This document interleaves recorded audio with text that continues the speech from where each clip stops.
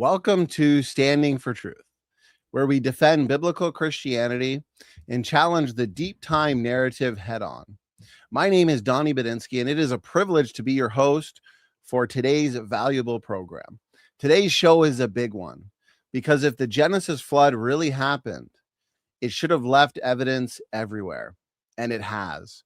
Joining me is atmospheric scientist and respected creationist researcher Michael J. Oard as we walk through the massive sedimentary layers, continent-wide rock formations, and catastrophic features that simply don't fit slow processes, but perfectly match the Genesis account. Get ready for an eye-opening look at the rock record and why the flood truly changed the world. Mike, welcome back to Standing for Truth, brother. How you doing? Oh, good. Thanks for having me.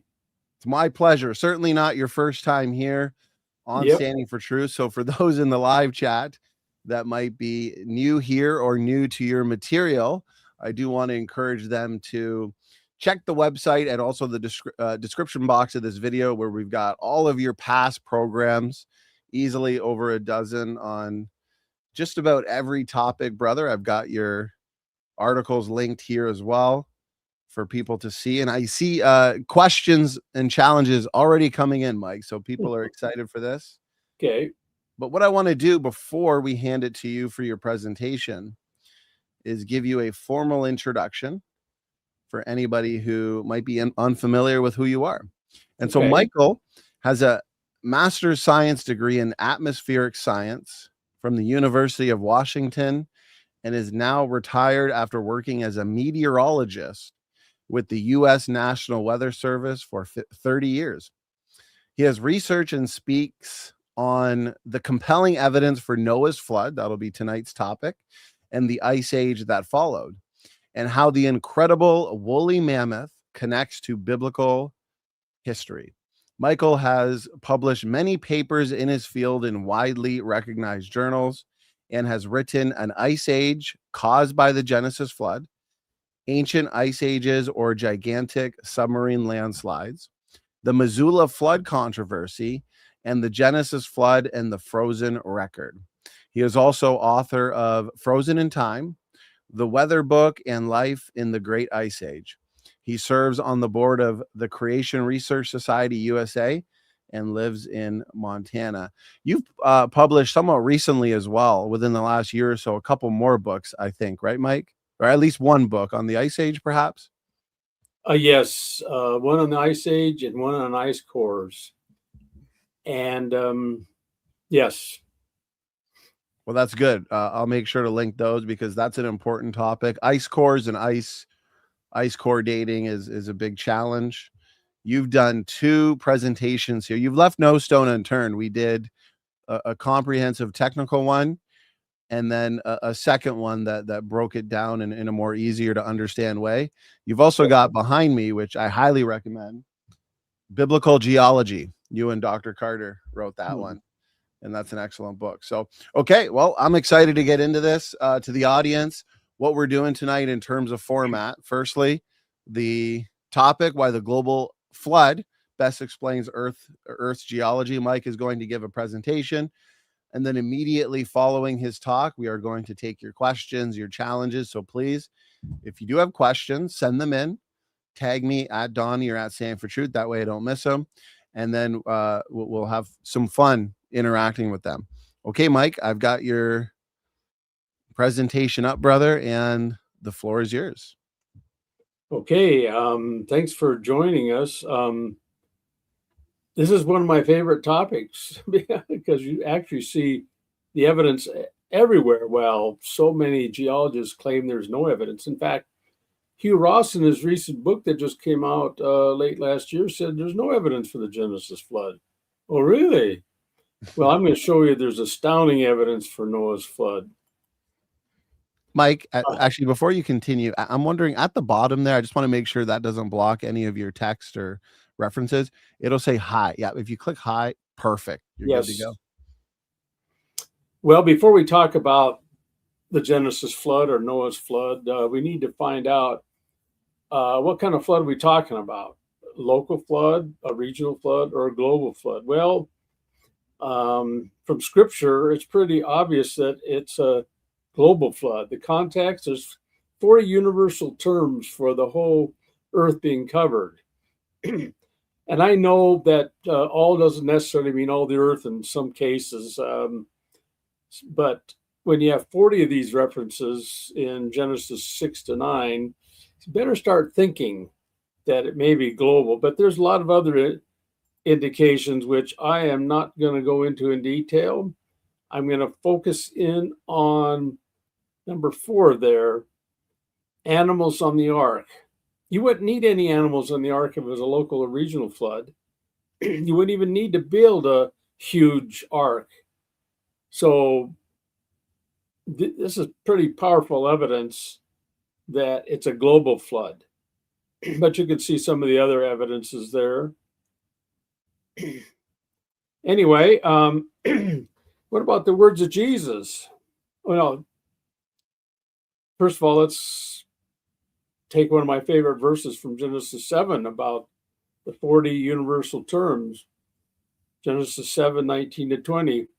The water prevailed more and more upon the earth, so that all the high mountains everywhere under the heavens were covered.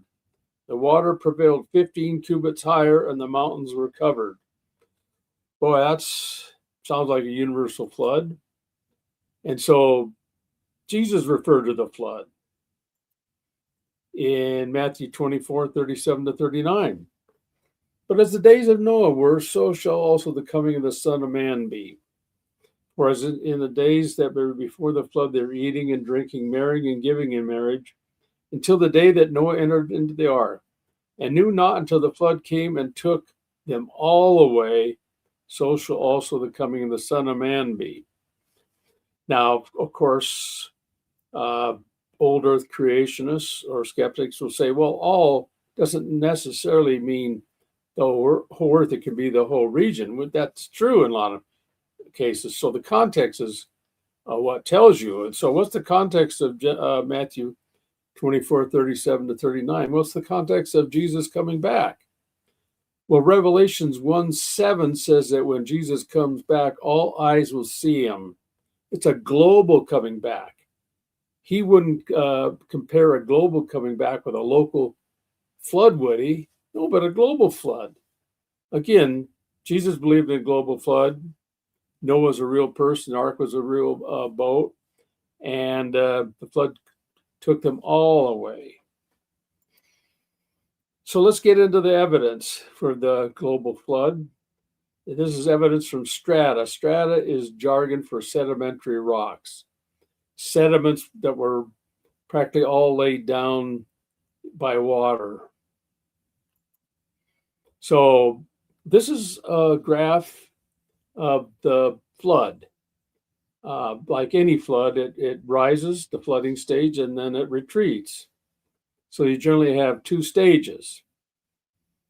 During the flooding stage, you eroded huge amounts of rock, pre-flood continental rock, or maybe parts of even the ocean, shallow seas of the ocean. And you laid sediments, which are now on the continents, for the first 150 days, which is approximately the peak of the flood. Then when the ark grounded on the mountains of Ararat, the retreating stage started. And during that time, according to Psalm 104, verses 6 to 9, where the mountains rose and the valleys sank down, I also believe occurred on a continent ocean basin scale. So as the continents were rising, the ocean basin sinking, the potential energy was greatly increasing. So the waters were rushing off at very high speeds in some places, eroding a huge amount of rock and sediment laid down in the flooding stage. So the retreating stage is mainly an erosional time. And so I'm going to first talk about the flooding stage evidence, and then I'll talk about the retreating stage evidence. The flooding stage mainly deposited huge amounts of sediment that became sedimentary rock on the continents. So what's the character of those sedimentary rocks? That is where evolutionists will say, well, that's where we find the evidence of evolution, like simple fossils go into complex fossils with time. Nothing simple, by the way. For instance, the eyes of the trilobite, the one of the bottom organisms in the Cambrian explosion, has more complex eyes than ours, according to experts in optics. But anyway, these 6 sedimentary rocks are laid down. And the character of those strongly against uniformitarianism or present processes over millions of years. A good place to go is Grand Canyon. There you see about 4,000 feet, 1,200 meters of horizontal sedimentary rocks of various types. Sandstones, limestones, shales. There's a bottom layer down there of sand called the Tapete Sandstone. And you can trace that sandstone. It's about 100 to 300 feet thick in the Grand Canyon. You can trace it about 220 miles through the canyon and hardly changes thickness. You can not only trace it there through the Grand Canyon, but you can trace it up to where I live in Montana and Wyoming, but it's given different names in different states because the researchers didn't really know they were connected. Up here, it's called the Flathead Sandstone, and it got a unique location. It's on top, mostly on top of the upper crustal granites and metamorphic rocks.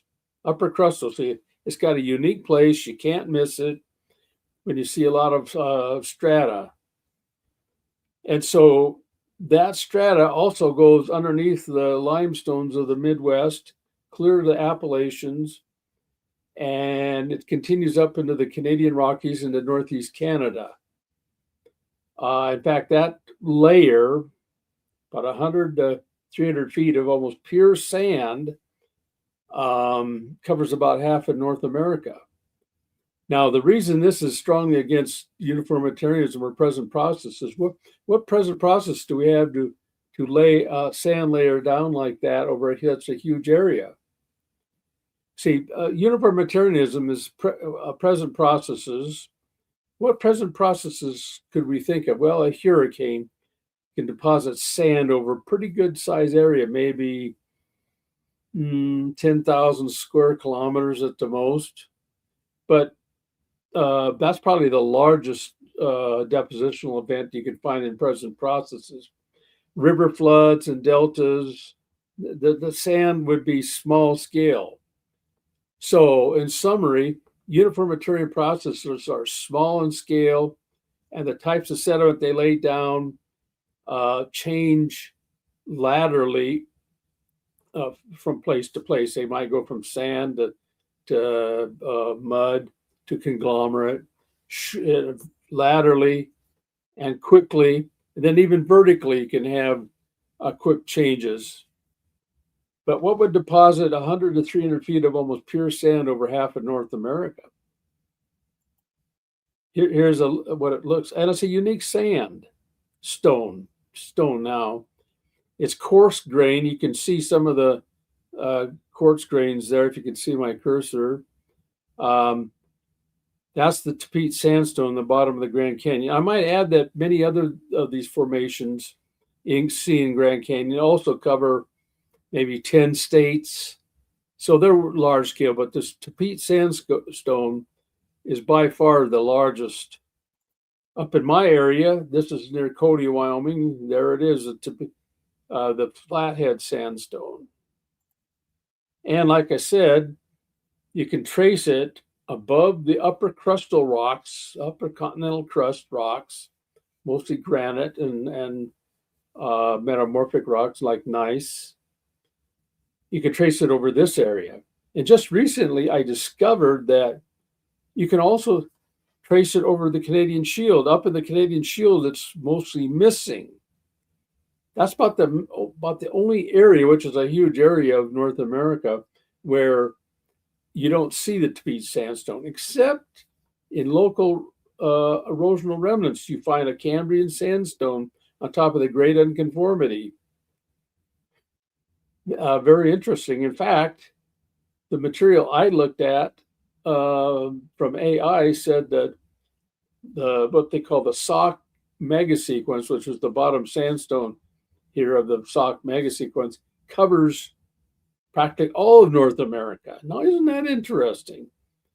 Now, it was later eroded on the Canadian Shield, leaving erosional remnants here and there for you to know that its presence once was.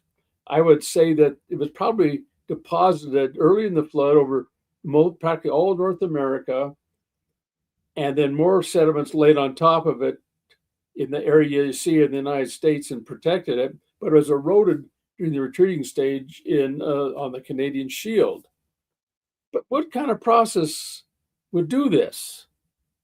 I don't think any present process could do it. Now, what possibilities are there? Well, reading the secular literature, it's claimed that a transgression came and deposited the sand over a huge area as the sea level rose.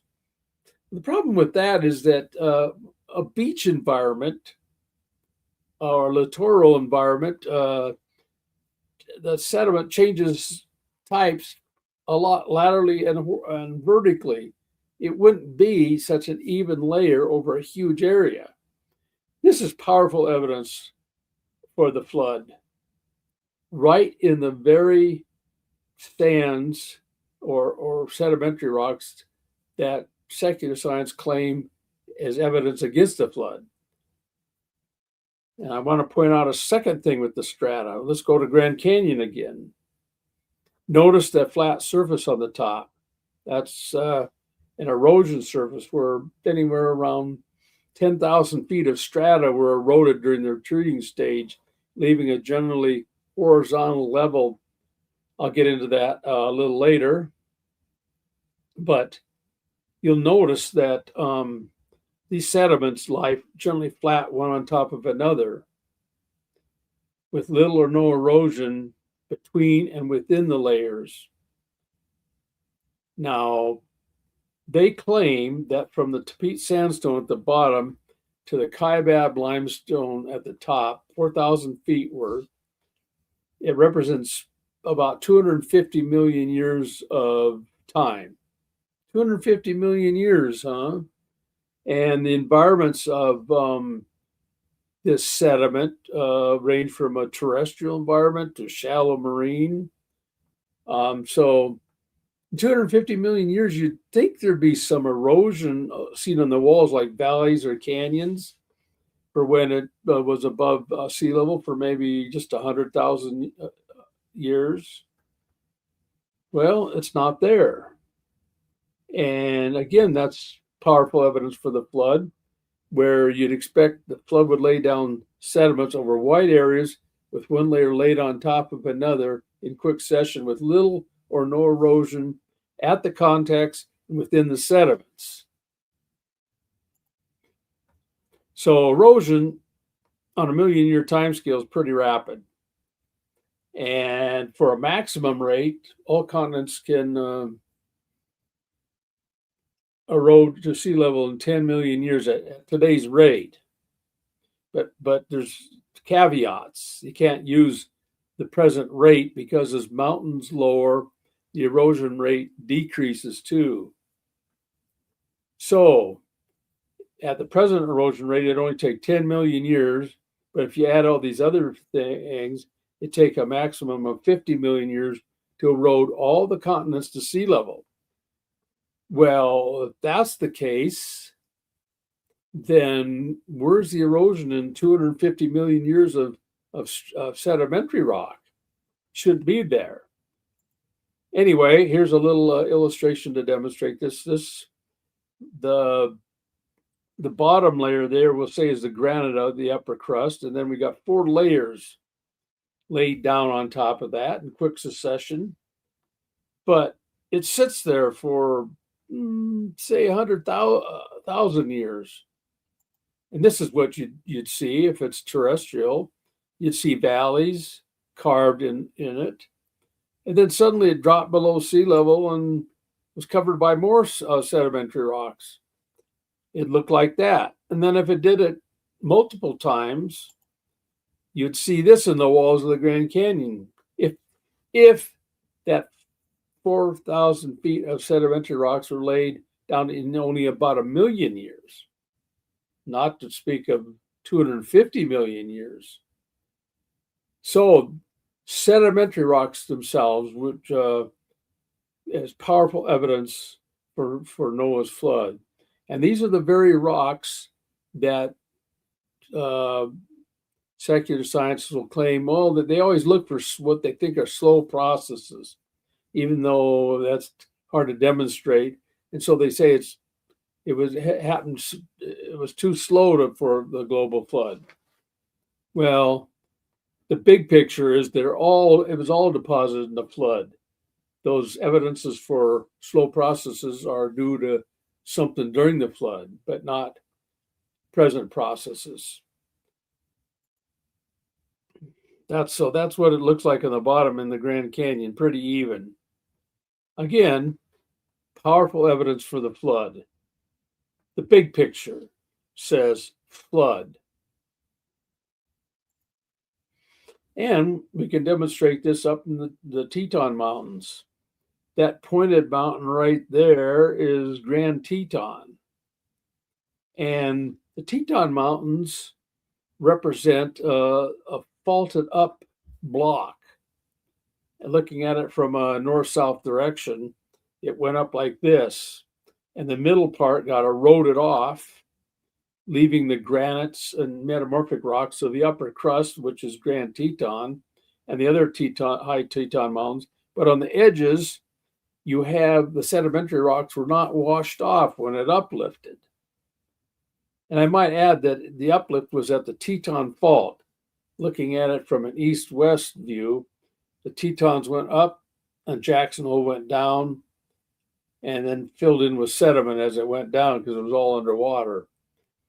Now you look at this sedimentary rock this is the south side. I'm looking north from Rendezvous Mountain, which you can take a gondola up. So this was no big feat to get up here for me.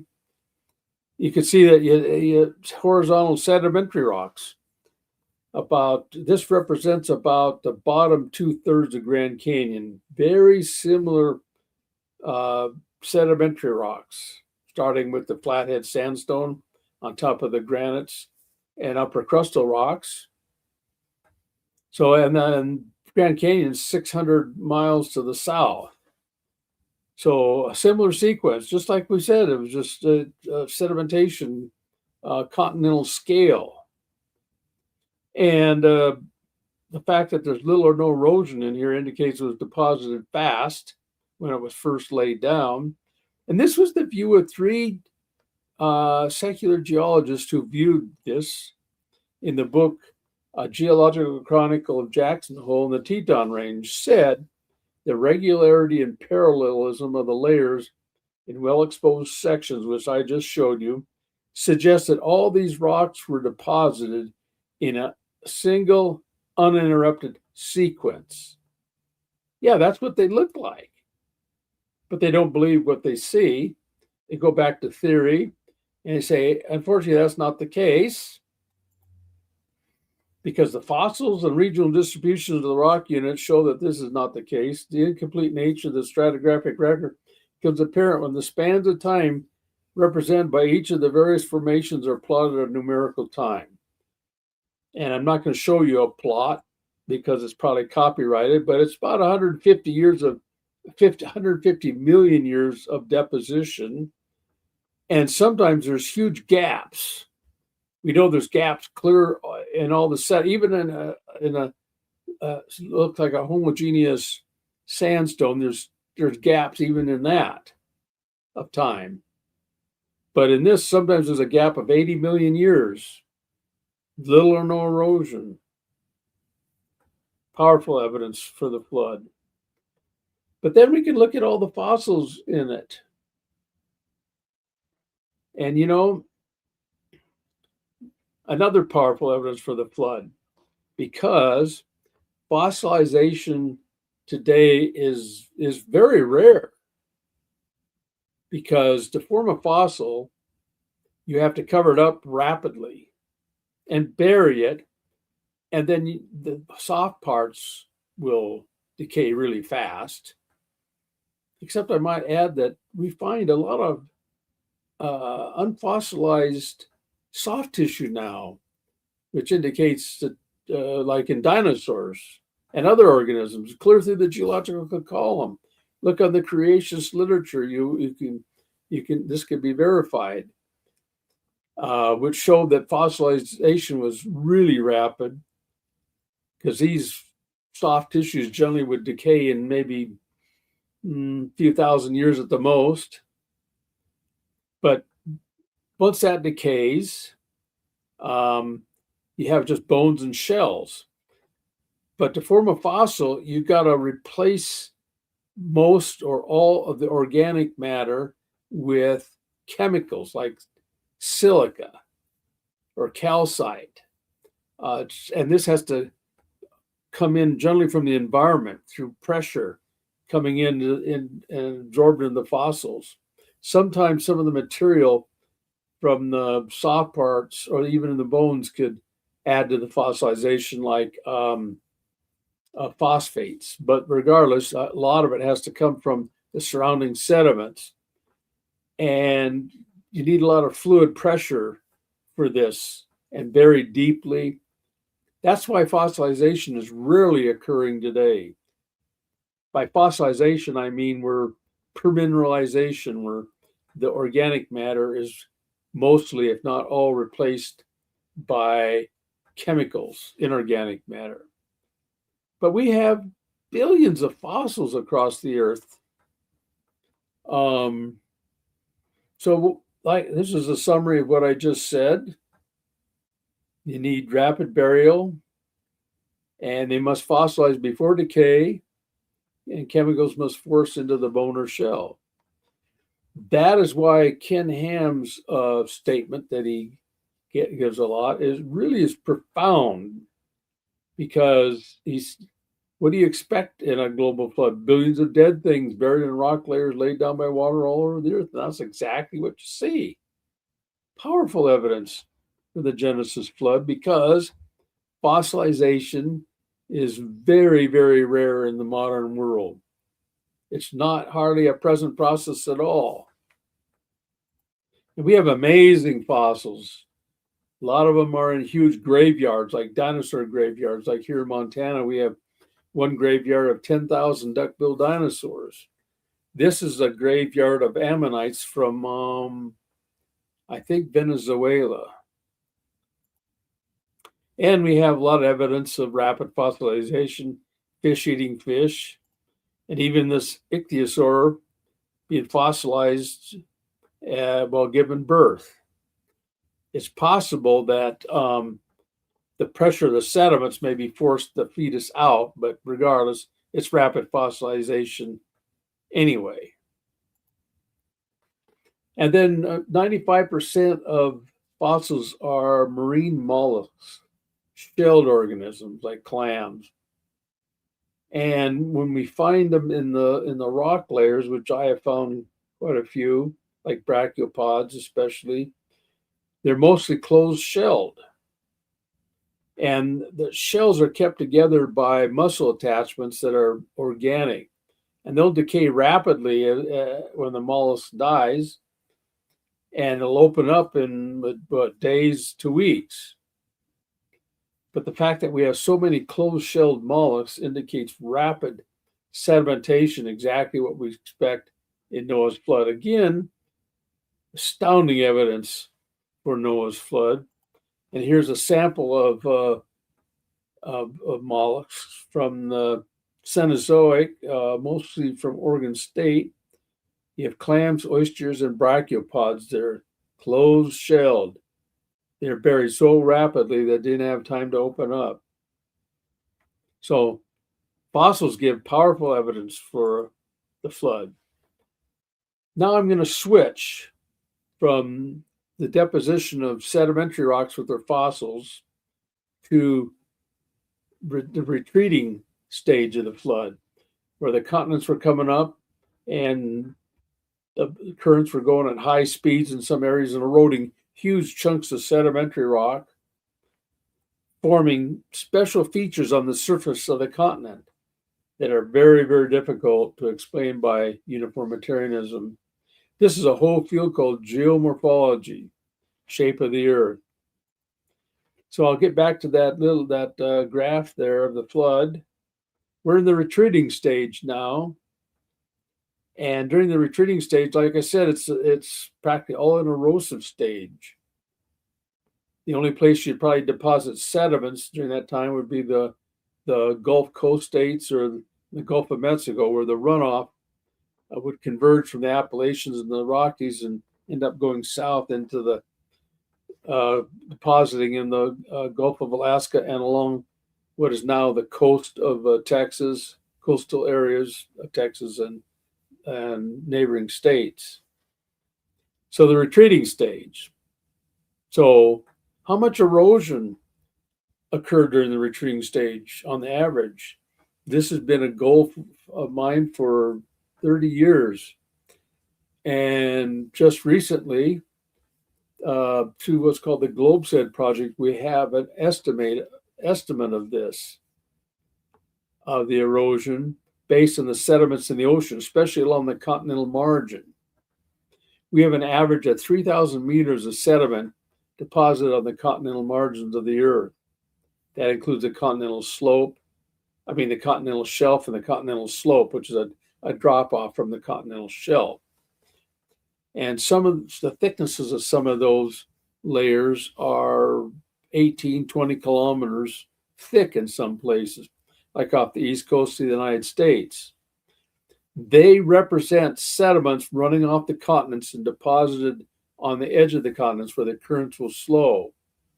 So based on the sediments in the continental margin and some estimates for the sediments that bypass the margin, like finer grained sediments that ended up in the deep sea, we've been able to estimate the average erosion on the continents is about 1,900 meters.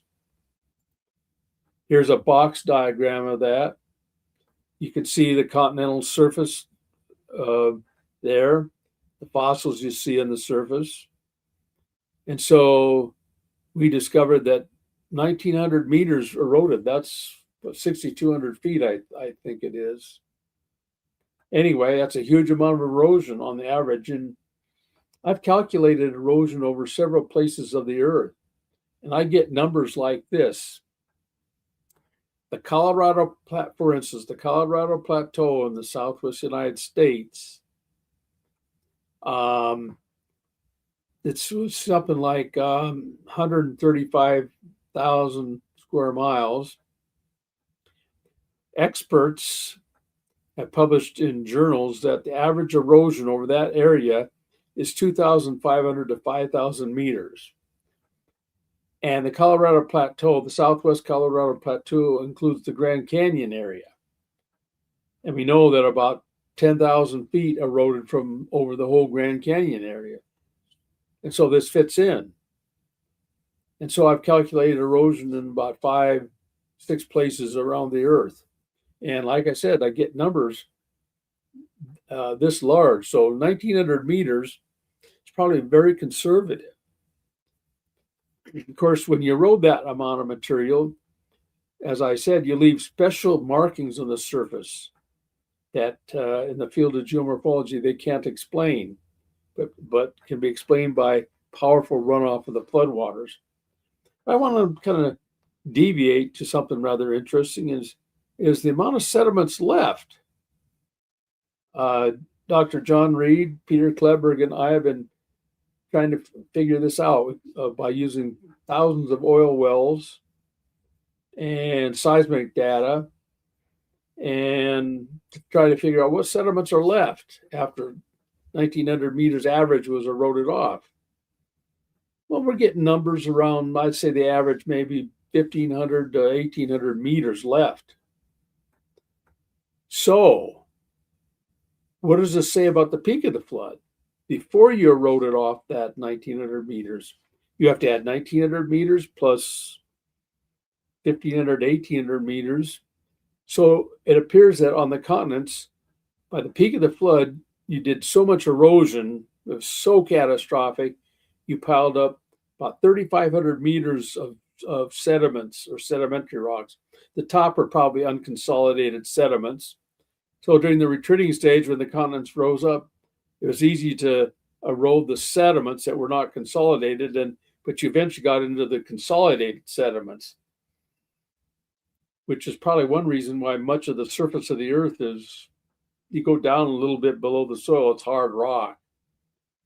And to harden rock, lithify it, it takes a lot of overburden, which isn't there anymore. So again, we got powerful evidence of massive erosion. So one of the first things this massive erosion does is the fast currents will plane a surface down fairly smooth, but you might miss a few areas like erosional remnants. So you ended up with these huge planation surfaces. If they have erosional remnants, you'd call them erosion surface, but for simplicity, I'll just call them planation surface, because a lot of times they're really flat. And so these were formed all over the earth. But subsequent erosion kind of dissected them, they folded, and so also, and so they were made smaller. But the evidence is that we had these planation surfaces formed from that massive runoff, especially early during the retreating stage. So I'll show you a few planation surfaces. This is one in the northern Bighorn Basin, where see the I'm looking south. These are tilted sedimentary rocks at various angles. It probably represents a big fold that went up like that, but it all got sheared off flat. It have powerful currents, because both soft and hard rocks, which generally is typical sedimentary rocks, were planed off the same. So it formed a planation surface and left about 15 feet of rounded rocks that were rounded by water. Here's another planation surface. The tops of the Beartooth Mountains, about 13,000 feet. And this is granite. These mountains are granite. This is actually upper crustal rocks. And you don't plane upper crustal rocks flat. I believe this is part of the great unconformity, which I've been studying a lot lately. So this planation surface is early in the flood, forming the great unconformity, which I might add as a huge mystery to uniformitarian scientists, because it's global, covers huge areas, and it's so flat. And the Tapeats sandstone and its equivalents were deposited over in North America. Now, this is a plot of several levels of planation surfaces, excuse me, that are capped by rounded rocks. This Montana, where I live in this state. Here's Alberta, and here's Saskatchewan. The Cypress Hills is the highest planation surface in this whole region. And here's the scale, 100 kilometers down here. So it's about 100 to 120 kilometers long, maybe about 30 kilometers wide. It's been dissected probably by continued flood erosion or post-flood ice age erosion. Regardless, it's a planation surface, and it sits pretty high above there. It's a high plateau. And these are lower planation surfaces, this green area down here called the Flaxville Plateaus. And this is what it looks like in Canada. This is looking southeast from Reeser Lake. They're a planation surface of the Cypress Hills. And I might add the Cypress Hills are capped by 75 feet of, especially the western and central area, of rounded quartzite rocks that came from Idaho, central Idaho, according to secular scientists, and I believe they're correct in this case. And here's that same planation surface in the central part of Cypress Hills. It's been partly dissected, probably from glacial rivers in this case, because I found huge granite erratic boulders from the Canadian Shield that were deposited during the Ice Age here. And this is the eastern Cypress Hills, all flat as a pancake. And you can drive up on it. It's a touristy area. And when you do, that's what it looks like on top. Flat as a pancake, covered by about 75 feet of rounded quartzite rocks. Quartzite being one of the hardest rocks in the world. Now I'm going to get into that topic next.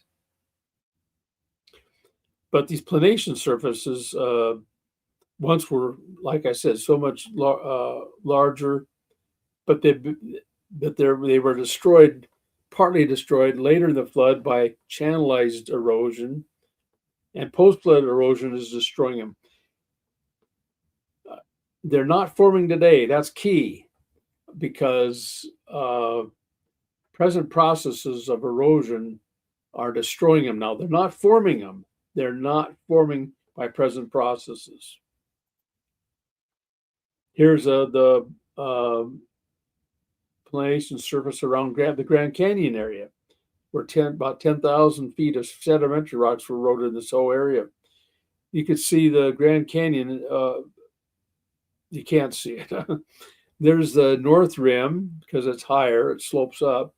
This is the Coconino Plateau. I'm looking northeast. And so it's been plain, generally flat. Anyway, Lester King, world traveler, my favorite geomorphologist from the University of Natal in South Africa, says about these planation surfaces, a planation of extraordinary smoothness developed over enormous areas in all the continents. So like I said, it was huge. From these planation surfaces, most of the world's present scenery has been subsequently been carved by renewed erosion. You had uplifted mountains and plateaus, faulting, erosion. So they've whittled them down to smaller chunks, sometimes over regions. Here's an example of a planation surface in north central Montana that's being dissected by a stream in that valley. In fact, this was so flat that on the left side of the screen that you can't see, an airport was built. So they're just being destroyed now, not forming. So what should we expect in uniformitarianism? Now, sedimentary rocks, especially if they're tilted, or even if they're not, are generally a combination of hard sedimentary rocks and soft sedimentary rocks. Hard, a lot of times the sandstones, softer maybe the shales. But if you expected slow erosion over millions of years, the harder layers would end up being ridges, and the softer layers would erode and become valleys. This is what you should see. And in some places, you do see this pattern. But this can form in what I believe is slow runoff of the floodwaters, where it did erode the soft rocks more than the hard rocks. But, oops, got to go back. This is commonly what you see, both hard and soft rocks sheared off at the same angle with a capping of rounded rocks on top. Powerful evidence for the runoff of the floodwaters, where the faster the flow, I believe, the flatter it becomes. So this is powerful. It's a fast flow. And of course, you round the rocks and debris in it to where you end up with a capping, just a veneer of rounded rocks. In the area of the Northwest states and adjacent Canada, these rocks are mostly quartzite, which I will talk about next after I summarize planation surfaces. Key takeaways. They're not forming today. They're being destroyed. Totally against uniformitarianism. Once were much larger, like Lester King, world traveler, said. And they're common as erosional remnants and are worldwide.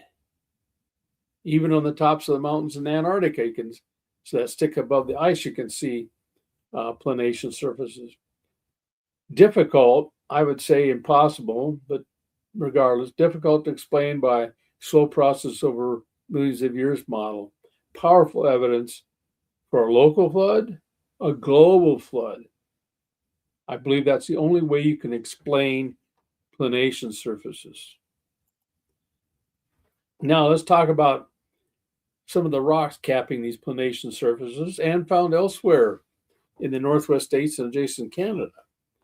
I have been tracing these quartzite rocks for 20 years. I find them on tops of mountains because the mountains rose up and they didn't all wash off. Some got left up in the tops of the mountains, on plateaus, and even in the lower areas. But quartzite is a unique sandstone. It's a metamorphic sandstone. And in this case, it's not hard cemented sandstone. There's two types of quartzite: hard cemented sandstone or metamorphic sandstone that's been heated and recrystallized. I'm talking about the metamorphic variety of quartzite. So we know where these quartzite rocks outcrop in mass, huge thicknesses of 10,000 feet worth of quartzite in the belt supergroup of the Western Rocky Mountains in extreme southwest Montana, northwest Montana, and central and northern Idaho. That's where the outcrop is, I will show you. And let's just take a look at a quartzite. Here's one on top of the gravelly mountains of southwest Montana. You can see the texture. Remember, it's a sandstone, and sandstone is mostly silicon dioxide, like your glass in your windows. And so it recrystallizes and fills up the pores, because a lot of sandstones are pretty porous. They have a lot of space in between the main particles. And it's kind of glassy looking when you chip it away, like I did on this boulder. But notice that it has percussion marks on it, semicircular cracks. And yet this has a hardness of 7 on the Mohs index. So it's one of the hardest rocks in the world, but yet has semicircular cracks, indicating that a lot of banging of these rocks as they're deposited. And even secular scientists admit that one description is that it's an indication of what he called torrential flow. So it's well known. And I'm going to show you one from the Cypress Hills. I don't know if you can see that, but it's loaded with semicircular cracks, probably several hundred of them on this quartzite rock. It's pretty heavy because it's solid rock. It has no pores, and has an iron stain on it. A lot of them I find have an iron staining on it, and I think it was probably because it was iron-rich water. Probably it has to be fairly hot to sustain iron in solution. But anyway, I haven't researched that much yet, but that's common. That rock I showed you was from the top of the Cypress Hills. Well, the gray area is the belt supergroup, and this landed area is the Idaho batholith of granite. Anyway, the quartzite generally comes from this area in here. That's where the quartz. By the way, there's quartzites in the eastern Rockies, but they're orthoquartzites or hard cemented sandstone. The metamorphic quartzites are from this area, and I've seen some of the thicknesses of these things. It can be over 10,000 feet thick of almost pure quartzite, part of the belt supergroup. This sedimentary rock right in here is right now over 20 kilometers thick, mainly in the area around in this area, around Missoula, Montana to Superior to near the Idaho border, 20,000 feet thick is estimated. So very thick.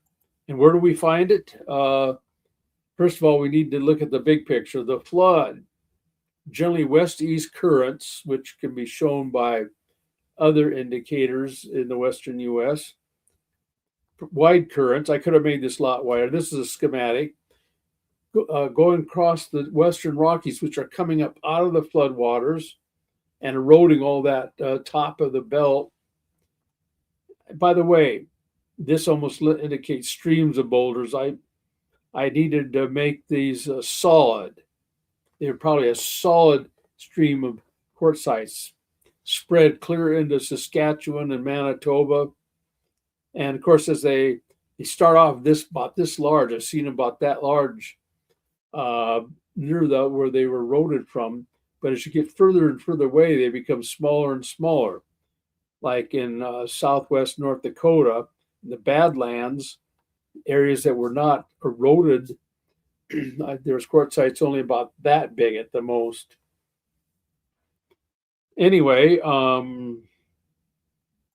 found the more of the big picture. This all happened during the uplift of the continents and uplift of the mountains. And of course, in the western U.S. here, as the mountains were coming up, once they reached above the floodwaters, that current going from west to east would be split up. Part going east, and then a back flow going west to what is now the Pacific Ocean. So it looked like this once the mountains were exposed more. And so you spread quartzites all around the Rocky Mountains from that area where I showed you, clear into Vancouver, British Columbia. I have found them at Chilliwack, which is east of Vancouver. I found them clear to the ocean. And okay, I'll show you a plot of ones. This is a plot in Idaho and Wyoming. Not some of it's not very far from the outcrop. These big green areas are where they piled up in some crack. See, when the mountains were coming up, some of the land was expanding or cracking. And so a lot of times it'd fill up with quartzite rocks, rounded rocks, filling up what was a paleo valley. And according to seismic reflection, this area, here's Jackson, Wyoming, the area east and northeast of Jackson. There's an area of quartzite rocks that are believed to be 11,000 feet thick. Anyway, these triangle areas are small accumulations of quartzites. So you can see quite a few of them. There's actually more here than I plotted. I have found some that aren't even on here, like around Miles City, I found them. And just south of this main road here, Interstate 90. And in the Teton Mountains, this is the top of the Teton Mountains, a 3-day hike up to the Tetons. And this is the northern Tetons.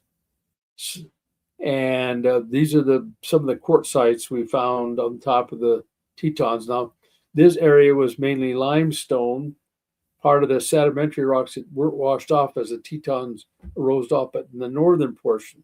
The previous photo I showed was from the southern Teton Mountains of northwest Wyoming. Surrounded quartzites. Oops.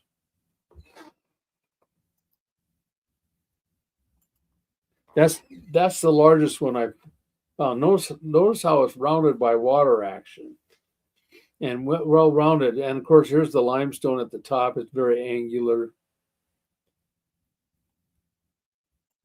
And here's another one on top of the Teton Mountain. Notice the semicircular cracks on this quartzite rock. And we can trace them west of the outcrop, which is in central northern Idaho, clear to the Pacific Ocean, about 400 miles. And these are plots of all the triangles. There are numerous locations on the Horse Heaven Hills just north of the Columbia River, up to 4,000 feet. And there's a lot in the Wallowa Mountains here in northeast Oregon. And they cover a lot of times the Wallowa Mountains. And in the Puget Sound area, I found them north of Everett, 6 locations. And so they spread far and wide. And here's the top of the Wallowa Mountains in northeast Oregon, 8,200 feet above sea level. I'm on a ridge. And here's the largest quartzite I found on top of the Wallowa Mountains. Now that I estimated weighs over 400 pounds. It's kind of interesting that these finer material, which represents some of the softer rock that was moved, was pulverized, leaving the harder rocks. There's gold within these finer rocks. It's interesting that on top of the Wallowa Mountains, the top, they had a placer gold mine where they were mining these finer materials within the quartzite gravels and actually making a profit as a gold mine. But they had to shut it down because it became a wilderness area. But you had an active gold mine mining this. It takes a lot to carry the gold. Gold is heavier, it's supposed to settle out, but the currents are going so fast, it'll carry the gold also. And this slide I already showed you. Cypress Hills. And here's a rose diagram where there's directional indicators within the gravels. And this indicates it came from the west-southwest. Another indicator said more to the southwest, which would be down in the central Idaho. Now, secular scientists think they came from central Idaho. And that's where I found this quartzite boulder, is one of the 75 feet over that huge area at the top of the Cypress Hills. And below the ground, in Saskatchewan, mixed with the glacier, below the glacial material, you find a lot of quartzite in this blue area, up around Saskatoon. And now the glaciers have torn up this, and they could find some of the quartzites right on the surface. And in southwest Manitoba, these quartzites are 800 miles from their source, which is across the Continental Divide in Idaho. So tell me, what kind of present processes are we talking about to move all this quartzites hundreds of miles in both directions? And here's the top of the Cypress Hills. Like I said, it's 75 feet of rounded quartzite rocks. Here's what they look like, cemented together to form the top, that high planation surface. And that planation surface in the western end is 2,500 feet above the rivers to the south and north. That's another close up. You can see some of the iron-stained rocks. Very interesting. Anyway, powerful evidence for the runoff of the floodwaters carrying resistant rocks long distances. Now, I have documented the same theme in a lot of places of the earth, but it's especially evident up in the Northwest states and adjacent Canada, where you can know generally where it comes from, and you can trace it hundreds of miles, both east and west of the Western Rockies. And here's the largest percussion marks I've ever seen from the top of the Cypress Hills. Remember, this is a hard quartzite. it take powerful banging to do this.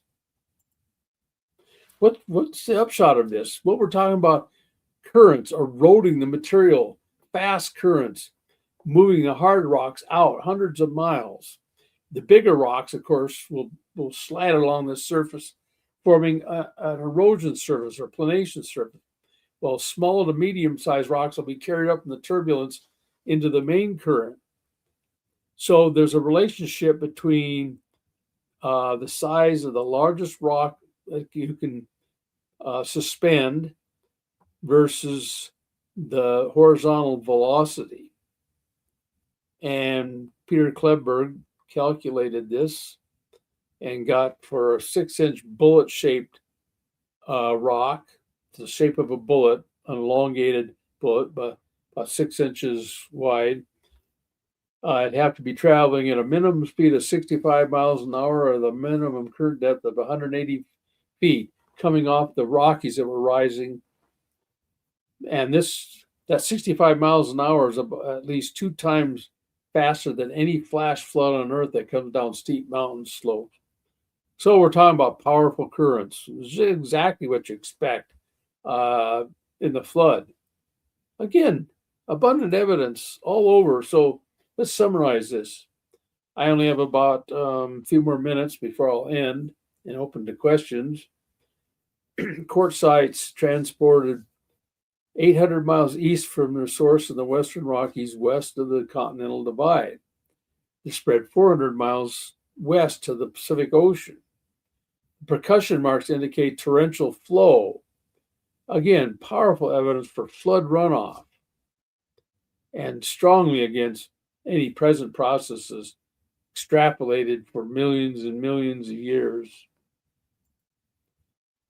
So let's talk about water gaps, which is another feature of the surface of the Earth in geomorphology. And these formed by more channelized flow against a barrier or a plateau that's rising or as the waters are falling. I'll have a block diagram for this soon. And there's thousands of water gaps across the Earth, Grand Canyon being one. Here's my favorite. I'm looking west towards Yellowstone Park, which is way off in the background, which you can't see. And this is Cody, Wyoming. And this is the Shoshone Water Gap right here. The Shoshone River starts in Yellowstone Park and moves east and continues moving east right through these mountains. And this is 2,500 feet deep, this gap here. When the water of the river, say when the sediments are a little higher, could have easily gone around to the south of this mountain because it's only about 2 miles further. Could have just gone around in low areas. So here the road goes through it, of course. 2,500 feet where it's granite in the core, sedimentary rocks that are deposited on top of it. And as you drive through the water gap, here's the water gap right here, if you can see my cursor. And here's the low spot to the south. And they put a dam in the water gap. And of course, they had to make another dam so that the water would not spill out south and flood. And of course, they use this for irrigation there too. So why rivers don't go up and down hills? Why is there a water gap here? 2,500 feet deep, cut through mountains. Like I said, there's thousands of these across the Earth. There's 1,700 of them alone in the Appalachian Mountains of the eastern U.S. And here's a close-up of the low area of that Shoshone water gap.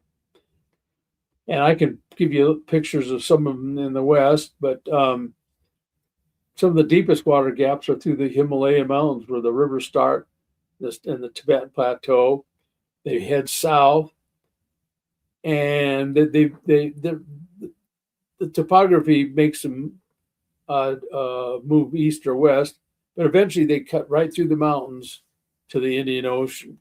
But here's the upshot of it. Remember, this is kind of midway or towards the end of the flood, where the continents are coming up, the mountains are coming up, the waters are descending, and you're going to find water that's going perpendicular to a ridge, a plateau or a mountain range.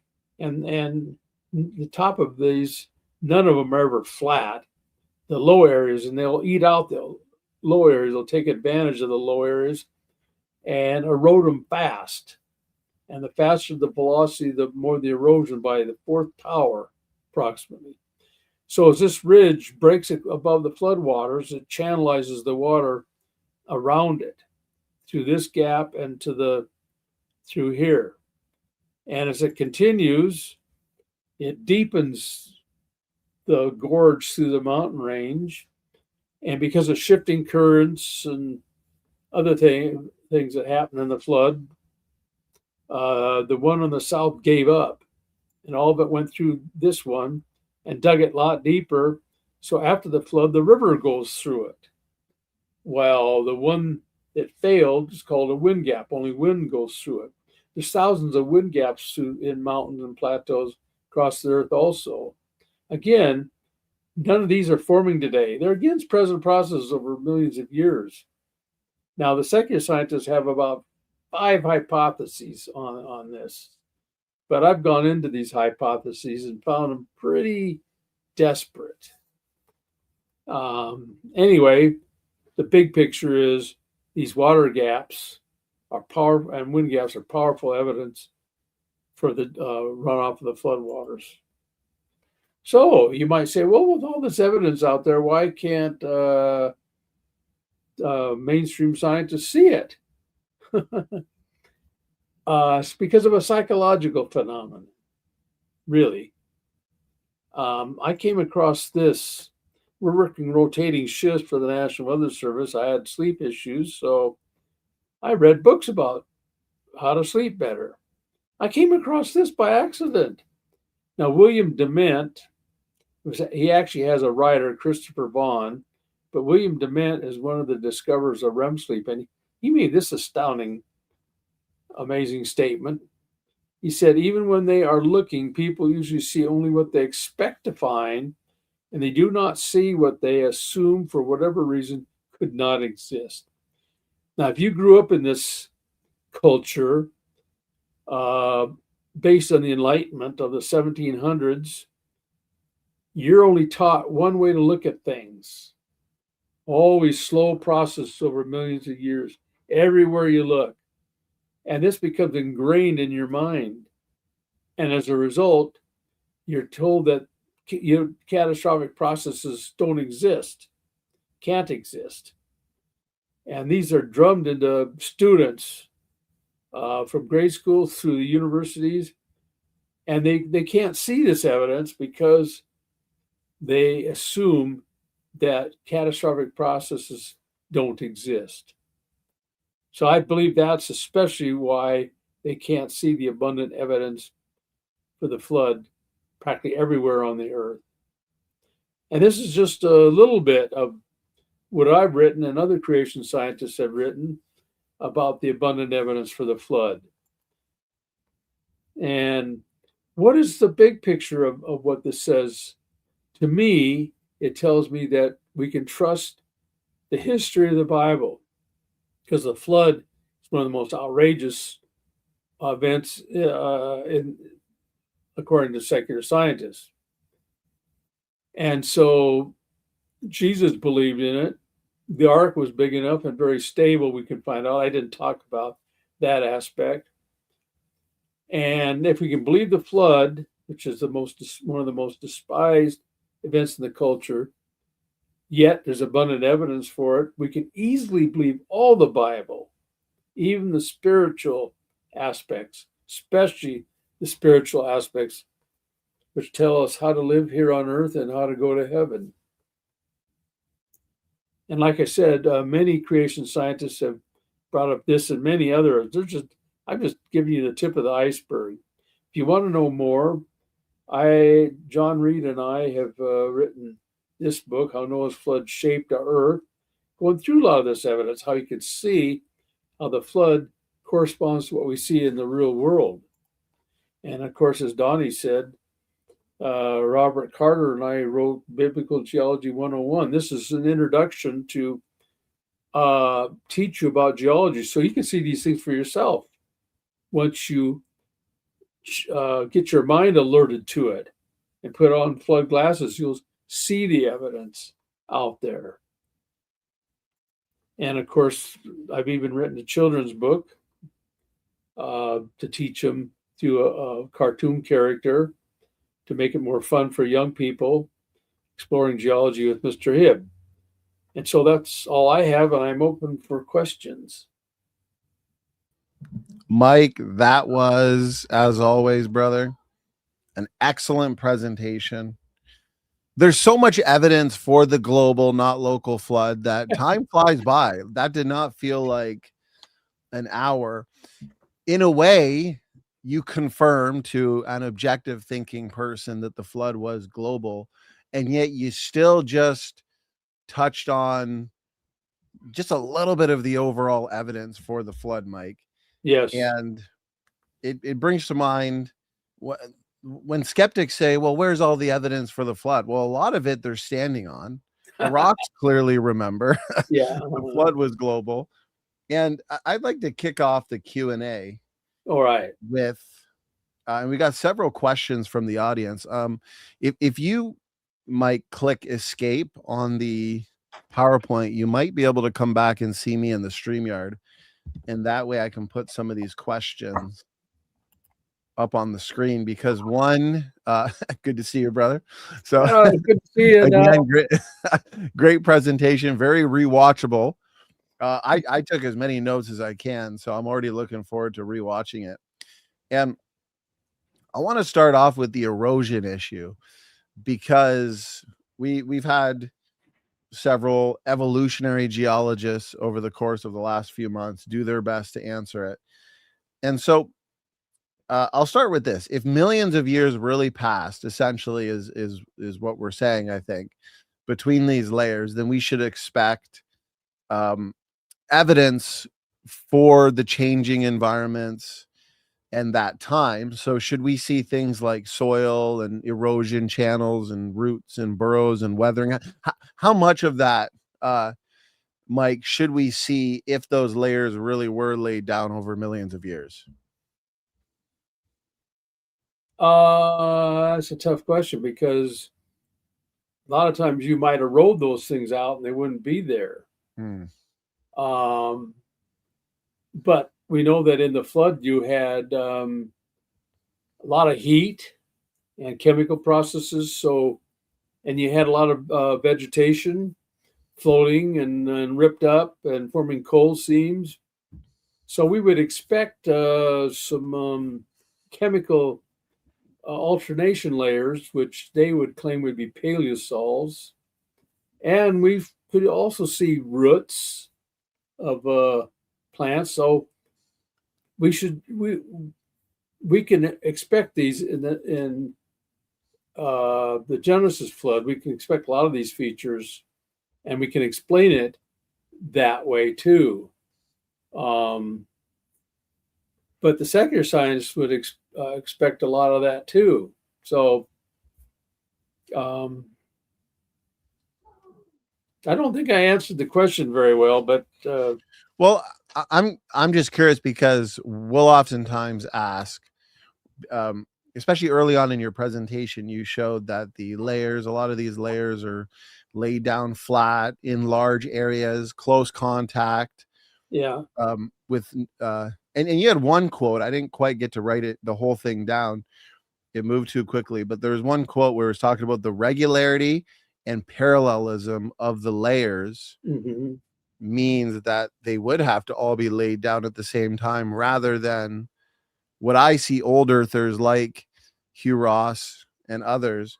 They'll say, well, okay, these were laid down catastrophically, but in local floods over millions of years rather than in 1 year. But a lot of the evidence you were showing, especially early on in the presentation, demonstrated that no, those layers would actually have to form. Is that right, Mike? All within the same year rather than over millions of years. Oh yeah, because the layers are laid one on top of another with little or no erosion between them, and that's that quote. What it looks like to them is just one single uninterrupted sequence, is what they said. Right. And I say, amen. Yes, that's true. Amen. The global flood, but because of their ideas of uniformitarianism in millions of years, deep time, they stretch it all out into up in the Teton Mountains, 150 approximate million years, 150 million years. So, but if you look deep, I'm not sure I'm answering the question, or it's.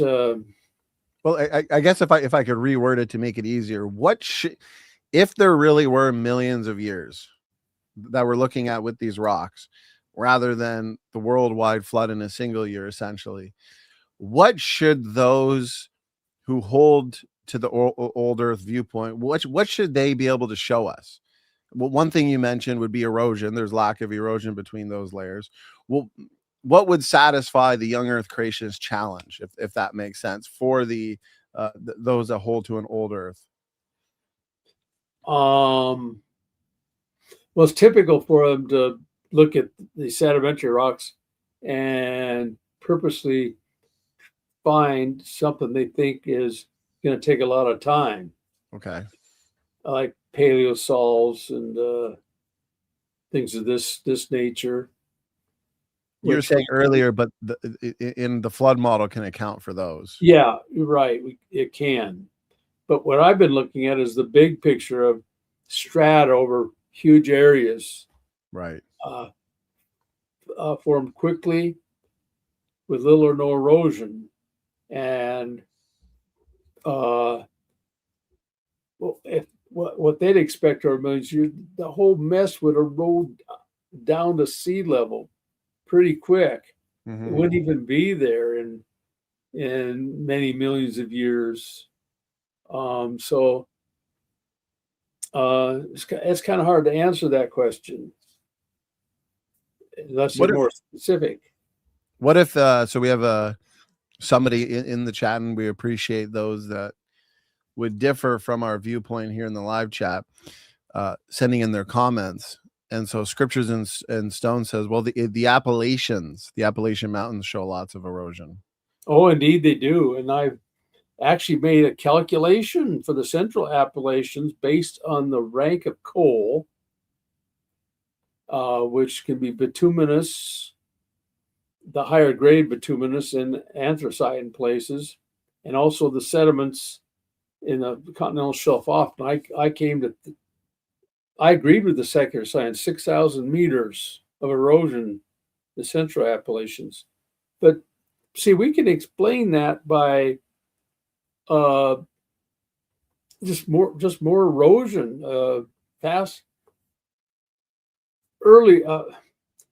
Say the erosion period for the Appalachians was 150 days. Well, in the Rockies, because of a lot of tectonics, but it only lasted 50 days. So you'd have a lot more erosion in the Appalachians and the Rocky Mountains. So, and when you have that erosion, you'd erode cliffs. You'd be more rounded looking. Let's see, what's the word I'm searching for? It's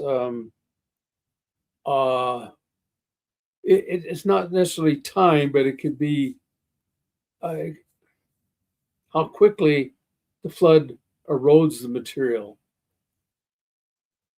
Longer than in the Rockies. I'm not expressing it correctly, but I believe it just was under a heavy erosion for a longer period of time than, say, the more sharp, angular Rocky Mountains.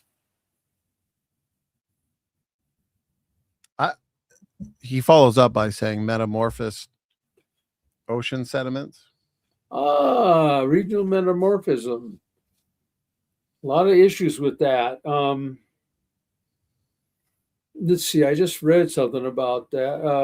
I think Andrew Snelling has a lot of good information on regional metamorphism. If you look at metamorphic grades, they relate it to temperatures based on certain index minerals in the rock. But this assumes, if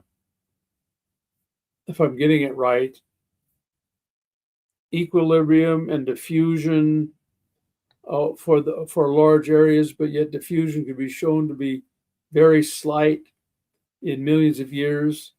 Things just don't add up to what they've been assuming for a long time in regional metamorphism. It's so there's more variables besides just heat and pressure based on overburden to explain regional metamorphism. Look in Andrew Snelling's 2009 book, chapter 128 on regional metamorphism. I think he's got a great explanation for it there. And he's written several articles on it in the creationist technical literature. You can get on creation.com.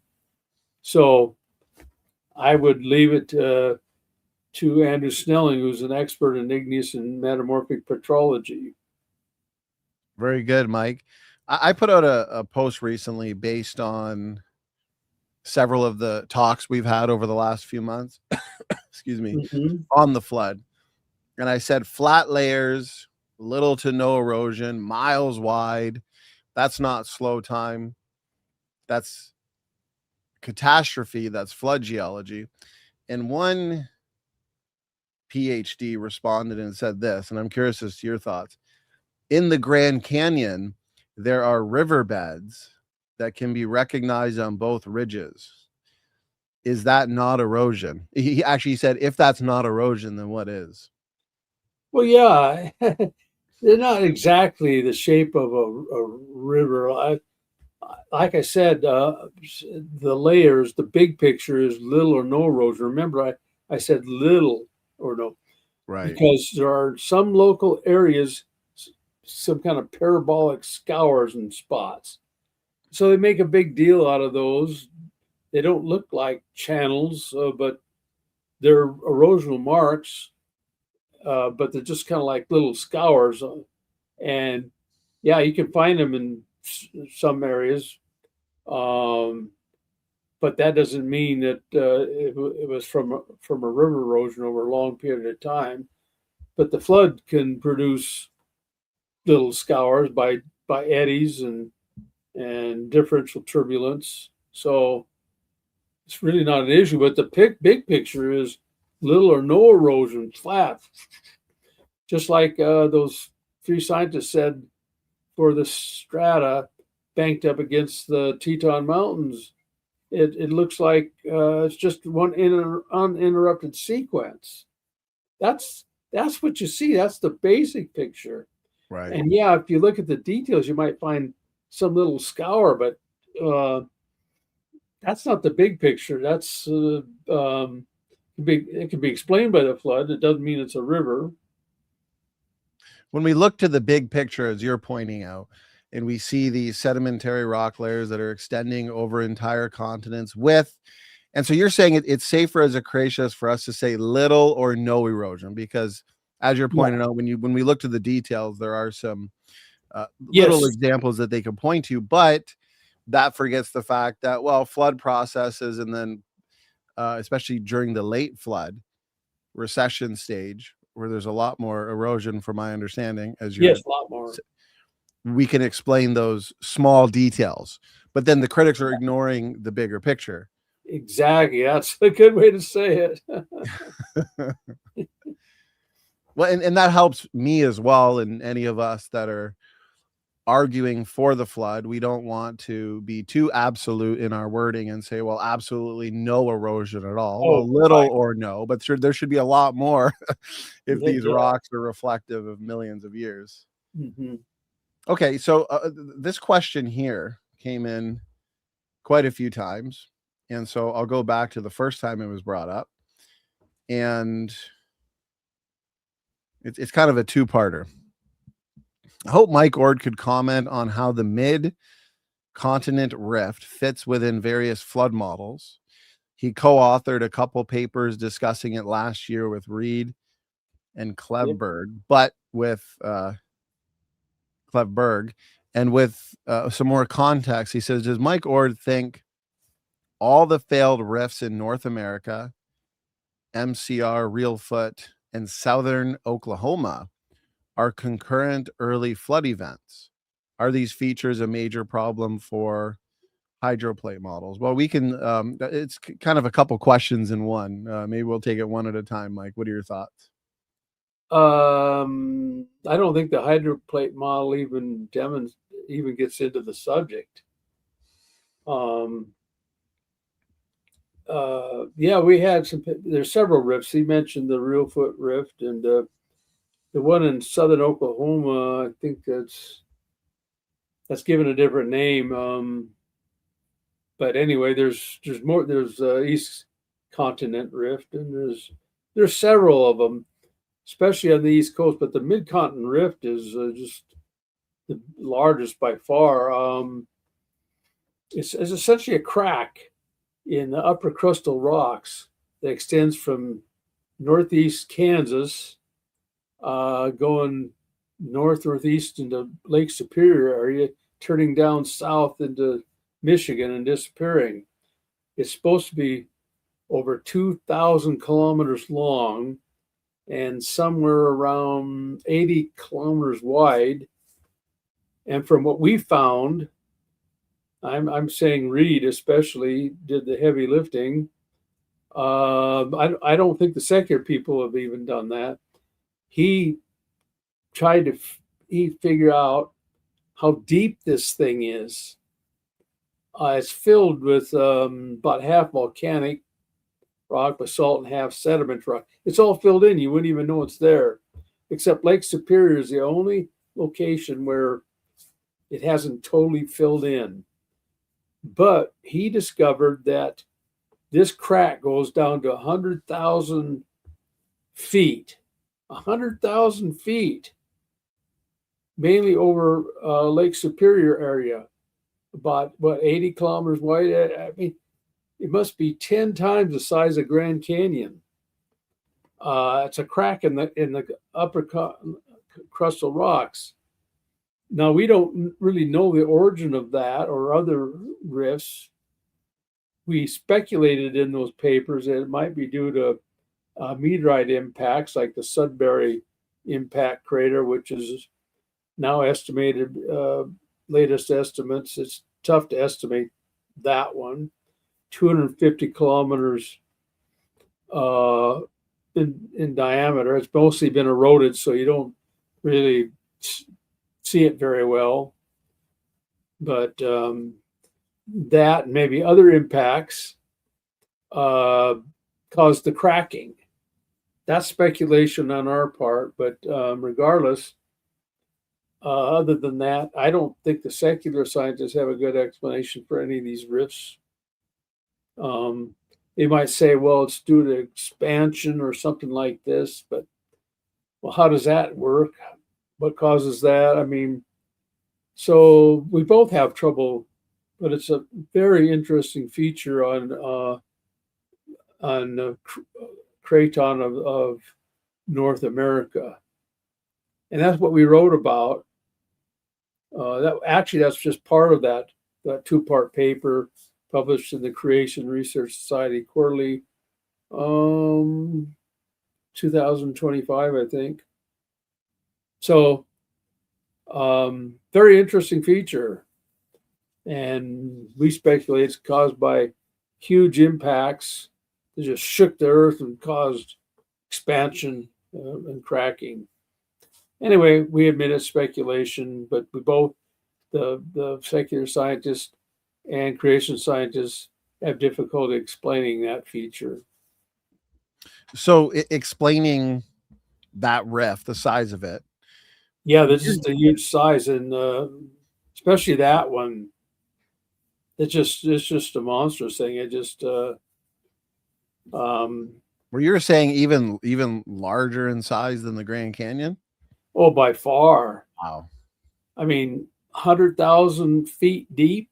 Grand Canyon's only 5 to 6,000 at the most. This is 100,000 feet. And it's filled in with a lot of basalt and sedimentary rocks. I think it's almost 50-50, probably more basalt near the lower end, more sediments at the top. But anyway, it's it's one of those fantastic features that you see on the crust of the Earth. It's just amazing. And to form it implies just catastrophic processes just right off. Right away, that comes to mind. But anyway, I think I added about all I can on that question. Good question, though. And so are you saying during the flood, because we have meteorite impacts, you'd have these huge impacts that essentially shook the earth, causing expansion and then cracking? My question would be, you were saying that the secularists also speculate that the rift is due to expansion. So are you guys speculating kind of the same thing, except the expansion's due to impacts? Well, we're trying to find a definite mechanism. We speculate it's from the impacts. Let's see, they would probably add some kind of plate tectonics explanation. Right. I'm not sure how that would work, especially the shape of the thing. It's just kind of a horseshoe shape. I don't know how they would. I haven't seen an explanation for it from them. John Reed's a major expert on that, and he did the heavy lifting of plotting the maps, figuring the depth of this feature. So that's about all I can say. Would a creationist geologist who holds strictly to catastrophic plate tectonics, because if I remember correctly, in previous shows, you had given a percentage on your confidence level of plate tectonics versus hydroplate versus another theory. A lot of what you explain falls in line with vertical plate tectonics, which I think is good. Would they potentially say, well, when the crust split open during the fountains of the Great Deep, and then we had these catastrophic plate movements, would that be able to explain the rift? I guess that'd have to be early in the flood when the crust split open. Oh yeah, this all happened very early in the flood. I don't think I've seen a connection with catastrophic plate tectonics and the rifting. I can't recall reading any connection with that. So the best current answer as a creationist would probably be the early impact. That'd be my speculation. Since I advocate the flood was caused by impacts and catastrophic plate tectonics, which I've come to believe in, but I believe it started in the middle of the flood. It's only the Pangea splitting and the Atlantic opening up. We don't really have any good catastrophic plate tectonics evidence for the early flood, even though I think advocates would probably think they do. But there's a lot of issues with their ideas there. Let's see, I was going to go somewhere else with that idea, but yes, impacts.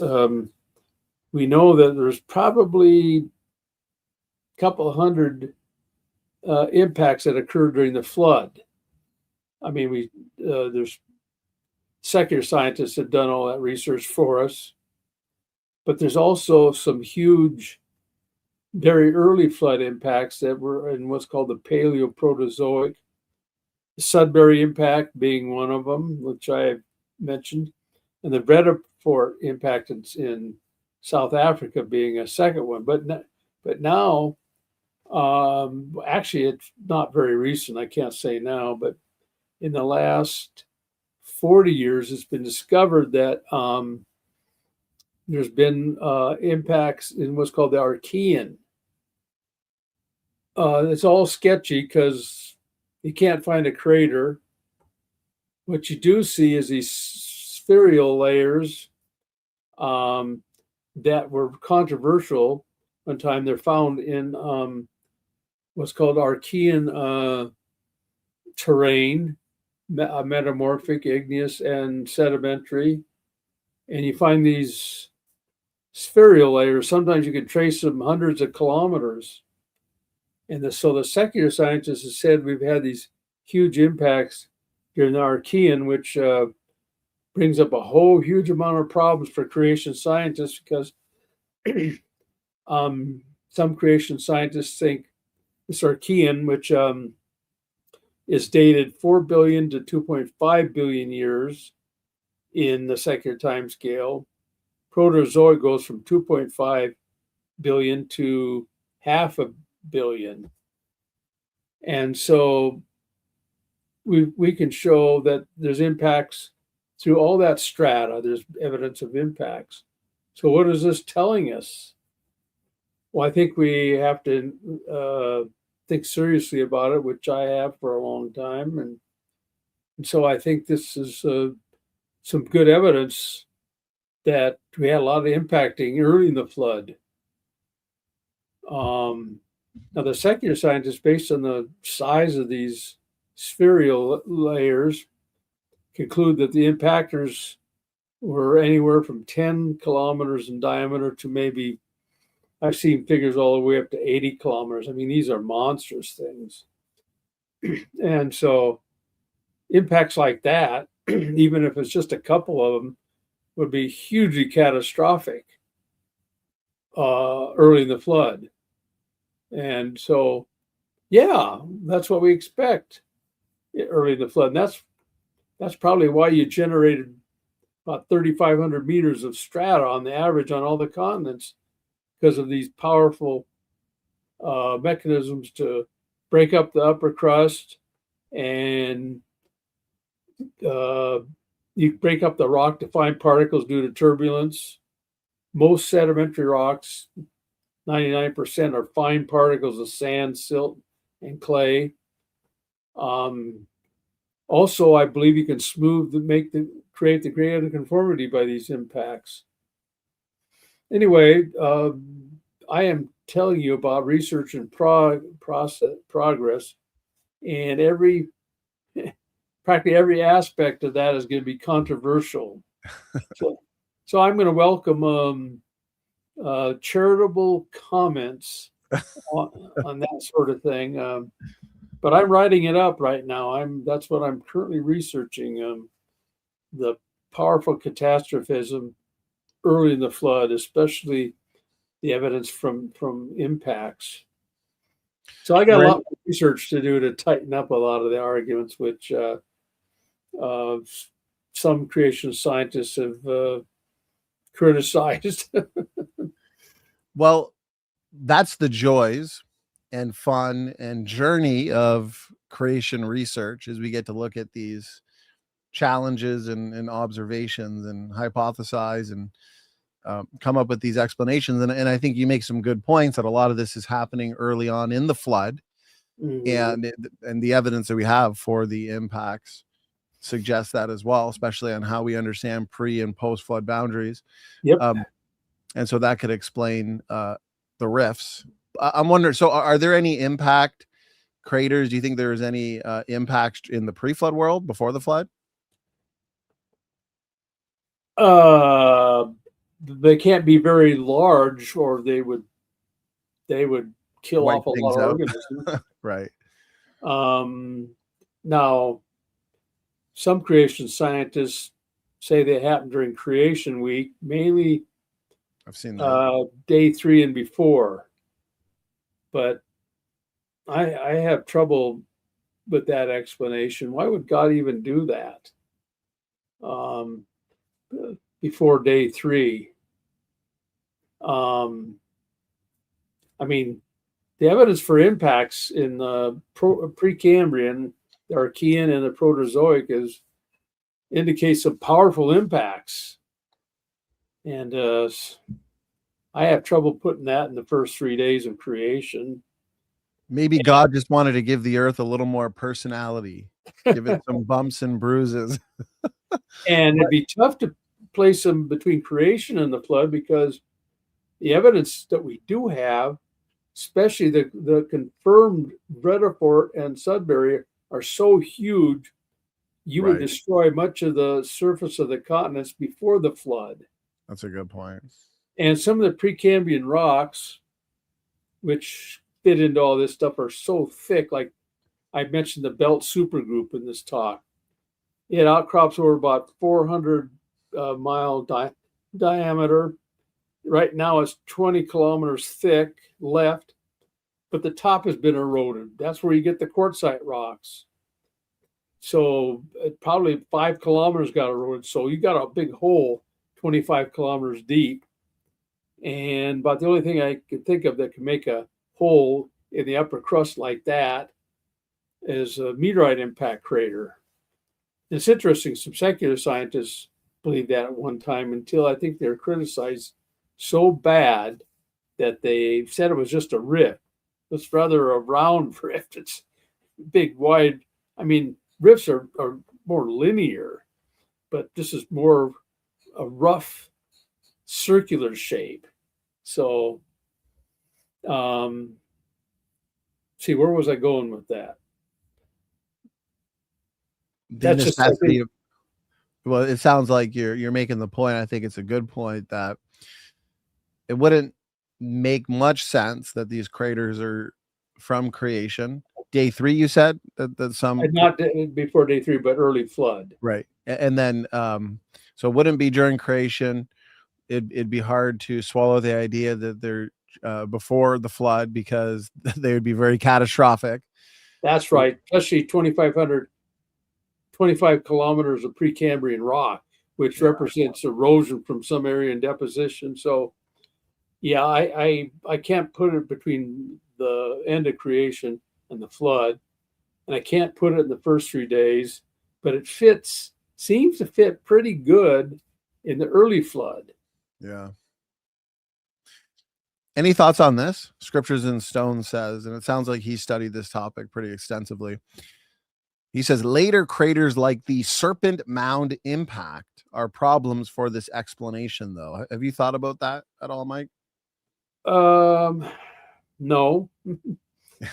I don't know anything about the Serpent Mound impact. Yeah, me neither. We gotta look it up. I wonder why it would be a problem, though, Serpent Mound. Yeah. Perhaps Scriptures in Stones can. So apparently it's 5 to 9 mile diameter, 250 to 300 million year old eroded meteorite crater in southern Ohio, close to where I am, located across Adams Highland. This complex crater features a central uplift that was created by a massive asteroid or comet impact. I wonder why that would be a problem for your explanation. I mentioned that they've discovered 200 in the Phanerozoic, actually a little less than that. In the Phanerozoic rock, they do have impacts. In fact, Wayne Spencer, one of our top impact researchers, and I did a paper on the impact crater in the below the ground of the Chesapeake Bay, and that's an Eocene impact. So there are impacts within, so this is not a problem at all. It's just part of the almost 200 verified or confirmed. I'm putting it in quotes because sometimes the confirmation isn't strong, but anyway, they estimate about 200 confirmed impacts within the strata, mostly Phanerozoic, which would fit the Serpent Mound situation. So it's really not a problem. It's just part of the impacting during the flood. He clarifies, he says, well, it cuts through Paleozoic fossil-rich rock. Okay, well, laid the Paleozoic first, and then the impact hit that, and then you probably deposited the Mesozoic on top of that. So, yeah, in fact, a lot of them are like that. It's right in this. in the strata. Some of the strata has been deposited already, like the Chesapeake Bay impact crater was, you had much of the continental shelf sediment already deposited, and boom, you had a crater about 70 kilometers in diameter formed in that upper continental crust around Chesapeake Bay and a little off the coast. So yeah, that's not really a problem. Thanks for the information, though. If anything, it helps to refine or to show the strength of the model. He thinks, well, late flood. So if we have some of these impacts later in the flood rather than early in the flood, that would continue the catastrophic effects for too long. They'd be too intense for recovery after the flood. I believe you had the impacting, especially at the beginning, and it tailed off rapidly during the flood. That's what I've come to believe, because I've discovered that practically all the sedimentary rocks on the continents right now are probably early flood. Remember, the retreating stage, you eroded off the top. So what's left is from the early flood. Except in low areas like the Gulf, that'd probably be later flood. But so practically all the strata is early flood anyway. And some of the evidence of that is you got millions of dinosaur tracks clear up into the upper Mesozoic, and they had to be dead well before day 150. So again, the Paleozoic and Mesozoic are early flood strata, and so you don't find a lot of craters in the Cenozoic. So it looks like a huge tailing off where it occurred early in the flood, especially tailing off rapidly in the Paleozoic and Mesozoic, and hardly any in the Cenozoic, but a few even after the flood that would be small, like Meteor Crater, which I believe is a post-flood crater, in that one in Arizona that's about 1.5 miles in diameter. Do you interpret, in light of what you're saying here in your model, and you might have answered this, and I apologize if I missed it, do you interpret the windows of heaven were opened as dealing strictly with rain, or could that also talk about these cosmological disturbances with the meteorites and so on? Oh, another controversial issue. Anyway, I think that's what that means. It says the windows of heaven were open. The mechanism of the flood are the fountain of the great deep and the opening of the windows of heaven. But in the translations, I don't know if it's in the Hebrew, there's a period there at the end. And then it said, then it rained 40 days and 40 nights. I mean, it's natural to connect the opening of the windows of heaven with the rain, but there's a period there, which doesn't imply that the opening of the windows of heaven are the rain.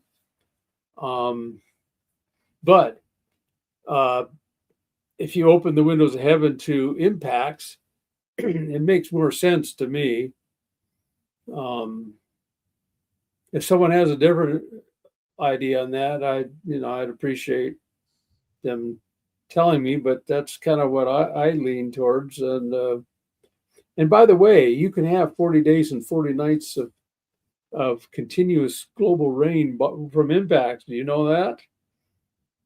Wayne Spencer has an International Conference on Creationism paper, I think in 1998, where he said with impacts hitting the pre-flood ocean, you can blast so much water up into the atmosphere and even beyond, and it spread by the upper winds all over the globe and come down. It's heavy rain all over the globe. That's interesting. I never thought of that, but that makes sense. Oh, it makes a lot of sense. So come right back up, and then it'd go up, come back down and you're saying for 40 days, 40 nights. Yeah, due to all the impacts that are coming in. So yeah, I think that can account for it. How large do you think? I know it's kind of a hyper-specific question, but I see different views and opinions on the pre-flood oceans. Some say, well, maybe they're just mostly shallow seas. Others say larger oceans. Others say most of the water was actually in the crust and then there was kind of a displacement at the flood when the fountains of the Great Deep broke open. So how big compared to today's oceans do you think the oceans were in the pre-flood world, Mike? Good question. My short answer is I don't know. It looks like there was a lot of shallow water marine fossils. And was there water trapped in the crust? I know some people dispute that. It makes sense. The fountains of the Great Deep can explain water coming up from cracks that open up, but meteorite impacts can cause a lot of water shooting up too. So where was all the water? It's definitely not down in the mantle, because that water, which some of the latest reports indicate that maybe you have 2 or 3 oceans where the water down there in the mantle. But the areas in the transition zone between 440 kilometers and 660 kilometers, and it's part of the minerals of the transition zone in the mantle. And we're not going to be able to tap that at all. Besides, it's so deep. But can you have trapped water in the crust? Yeah, you could. I just don't know. It's a little bit, it's difficult to understand what the fountains of the Great Deep bursting forth, probably globally, mean. There's different ideas, and I'd like to see some good analysis by some Hebrew scholars on the 2 mechanisms of the flood and what the options can be. Well, there's a movie years ago. I don't recommend the movie. It's a heretical movie, but it was called Noah, with Russell Crowe played Noah. And they had at the flood scene, they used a lot of CGI and fancy special effects, where they had the fountains of the Great Deep breaking forth worldwide, and they had like just massive amounts of water shooting up basically into the sky and almost into space. And so, it sounds like with what you're saying, it could be all of the above, maybe a little bit of water from the crust combined with the meteorite impacts. Yeah. Which would hit the pre-flood ocean. So I'd imagine the pre-flood oceans would have to be big enough to account for a lot of the massive marine creatures we find: megalodon, basilosaurus, mosasaurus. So some of the fossils we find, like with those marine reptiles, does that mean that the pre-flood oceans had to have been, somewhat large to account for those, for them to live and thrive in, Mike? Well, yeah, let's say hypothetically that 5% of the water in the oceans now was in the crust before the flood. That's about all I can think of would ever be there. At the most, at least 95% of the current ocean water is part of the pre-flood ocean. So how was it distributed? Right, because the Bible says that God created the earth to be inhabitable. Yeah. But today it's mostly uninhabitable. I've seen some creationists say, well, that's because today it's 70% plus oceans and water, and so in the pre-flood world it was mostly lush and green. But do we have to kind of meet in the middle there, though? Because again, we have to explain the pre-flood world in a way that accounts for a lot of the fossils we find, and we find some fossils of some really, really big ocean creatures and a lot of marine fossils. Well, there's no doubt the pre-flood ocean was large. How it was distributed, but it seems like there's a lot of shallow water sea creatures. Yeah. By shallow water, 100 meters, 200 meters at the most. But then you had to have some deep areas. We had to have some deep areas to contain all that water. And by the way, the deep ocean they're discovering is not barren. Yeah. I'm reading some recent articles from, I think, the Chinese got this great pressure sub-like thing where they can go down. 3 people can go down clear to almost the bottom of the trenches. Wow. And guess what? They see a whole ecosystem of creatures down there. It's incredible. And some pretty creepy looking creatures too. Yes. So the ocean isn't barren anywhere, apparently. But so I don't know how this would play in. So I think I'd like to leave it there because that's about all I know about it. It's just an odd thing that I thought about, but I just don't have any good answers for anybody. I guess the most important question, can we still say that God created the pre-flood world or before the Oh, yeah, fall to be inhabited, even with a to large be body of it? We don't inhabited. necessarily know how it was distributed, but we could still say the scripture is correct that it was created to be inhabited. Yes, and we know that as far as the continental areas, it was just lush with vegetation because Right. based on the amount of coal, the biosphere was at least 10 times the size of the current biosphere. And if anybody has a problem with that being too much to cover the continent, all they have to do is drive around the western United States and see how barren it is. We can get a lot of vegetation if we have the water and the climate in the western Right. United States. So you're not convinced or persuaded by the Old Earth Challenge, which I see put forth by informed and Old Earth creationists that have been doing this for a while. They'll say, this point precludes young Earth creation, that there's just way too much coal and oil on the Earth today. I remember Eugene E. Scott said this back in the day too, prominent atheist, that regardless of how much life, organic material you had in the pre-flood world, even if you buried it all rapidly, it could never account for what we see today in terms of coal. Are you persuaded by that, or is there some serious errors in that thinking? Well, that's a challenge, and I've thought about it. Now, coal, if we think of the coal, oil, and natural gas, the amount of carbon in coal is, if I recall off the top of my head, about 10 times the amount in oil and CO2. So it's just mainly the coal, but the sediments themselves have a lot of carbonaceous matter. That's probably what, in fact, Hugh Ross in his latest book had one whole chapter on that challenge. Too much carbonaceous material in the sediments. Like we have black shale. Right. We have limestone is supposed to be light, but yet when it's gray and black, it's got a lot of organic matter. There's black chert. So yeah, we got a lot of organic matter. But we have organic matter on Mars. We have organic matter on meteorites. Just because it says it's organic doesn't mean it's biological. There's mechanisms to transform gases like carbon dioxide or carbon monoxide into organic hydrocarbons. It's called the Fischer-Tropsch apparatus or mechanism. So just because we have a lot of carbon in the sediments doesn't mean it's organic. And that's what the challenge really is, because we have no problem accounting for coal, oil, and natural gas, that amount of carbon from a reasonable sized pre-flood biosphere. But the other matter, I think, could be non-organic.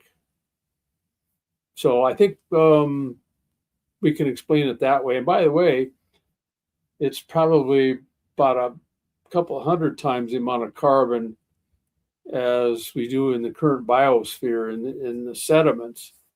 So that's the challenge they give.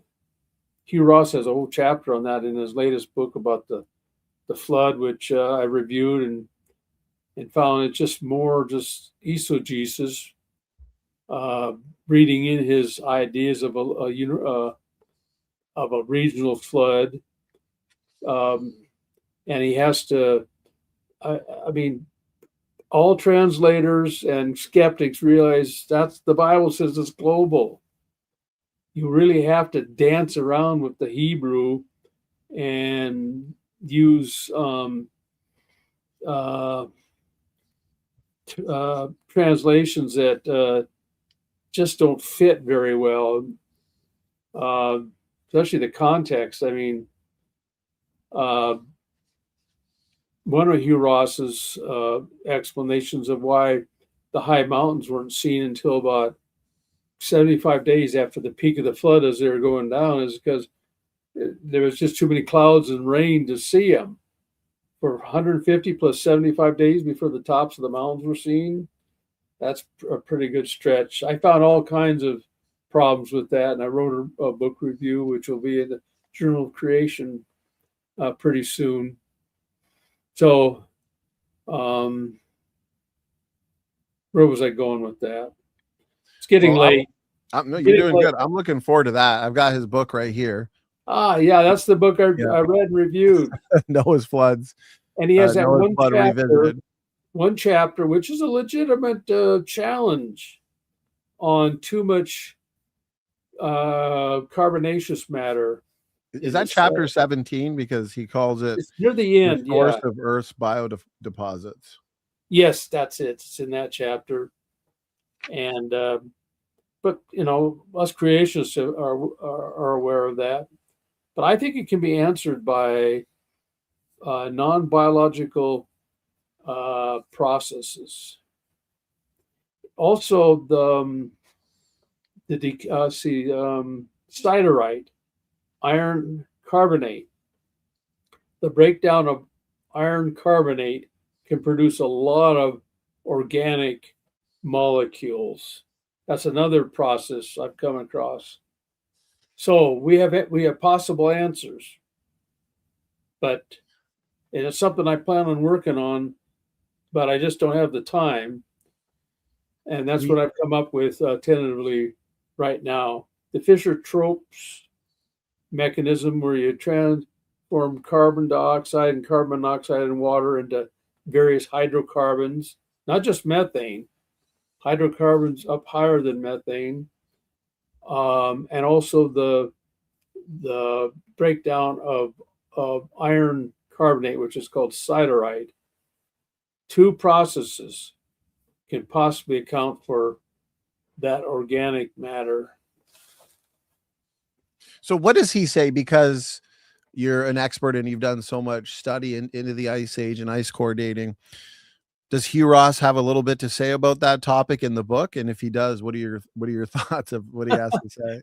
Yeah, I had more to say in the book on ice cores. Hugh Ross makes some mistaken ideas on ice cores. He thinks that, if I recall correctly, that you have annual layers in that East Antarctic ice sheet up to 800,000 years. Well, that's not true at all. First of all, you don't get enough snow and ice on the top of that right now to account for an annual. You got to have a fair amount of ice, but that thick as a minimum to account for an annual layer, which in various variables is well known. But anyway, there aren't any annual layers. It's based mainly on comparing the ice cores with deep sea cores, which are both dated by the Milankovitch mechanism, assuming the 100,000 year cycle of the Milankovitch mechanism, which is still unproven despite a 1976 paper claiming they proved it. But they haven't. But there are annual layers in the Greenland ice core, but they're mainly at the top. As you compress down, things come a lot sketchier. It depends on how long you believe the ice was there and other assumptions.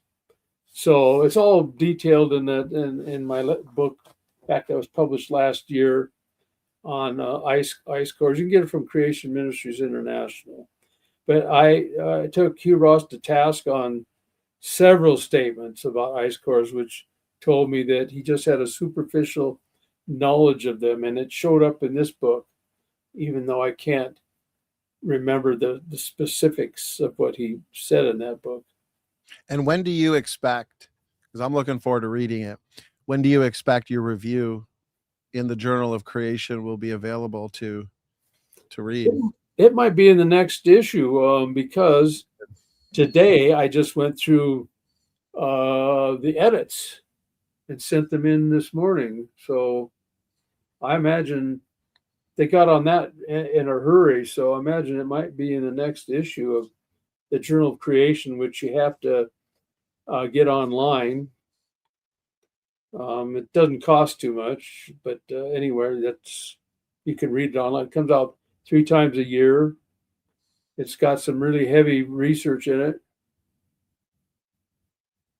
We've got here on screen for people to check out the Frozen Record, examining the ice core history of the Greenland and Antarctic ice sheets. I also put out a 2-part video series I edited it from a couple of the presentations you did here last year. We actually went through Hugh Ross's a couple of his articles on reasons to believe on ice cores, and you engaged and refuted his point. So I want to recommend people check that. I haven't seen anybody respond to those videos and your points in any real detailed manner. And so this commenter is wondering, Mike, how long does Mike think the Ice Age lasted? And how does he explain the 4 or so different till types in the USA? Okay. First, let me back up to the ice cores quickly. The book that you mentioned was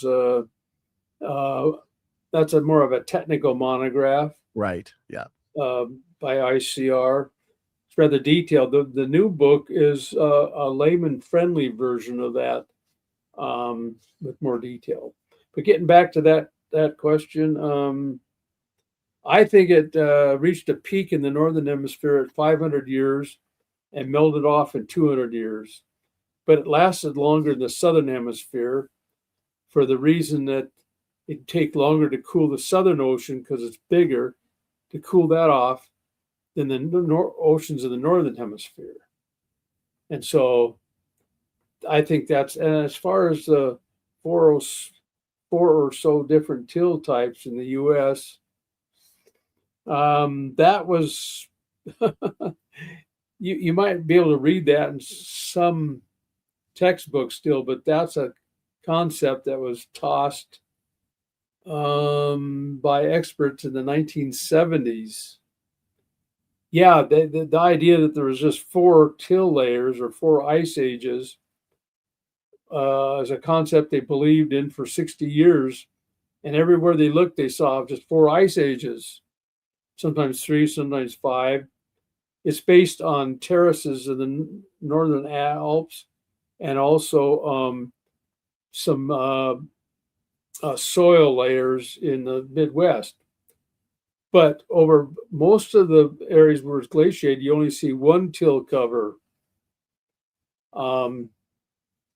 But this has been superseded, this 4 ice ages, by the Milankovitch mechanism that says it kept moving up over the years, and now they believe there's 50 ice ages in regular succession in the Pleistocene, 2.6 to million years ago to present.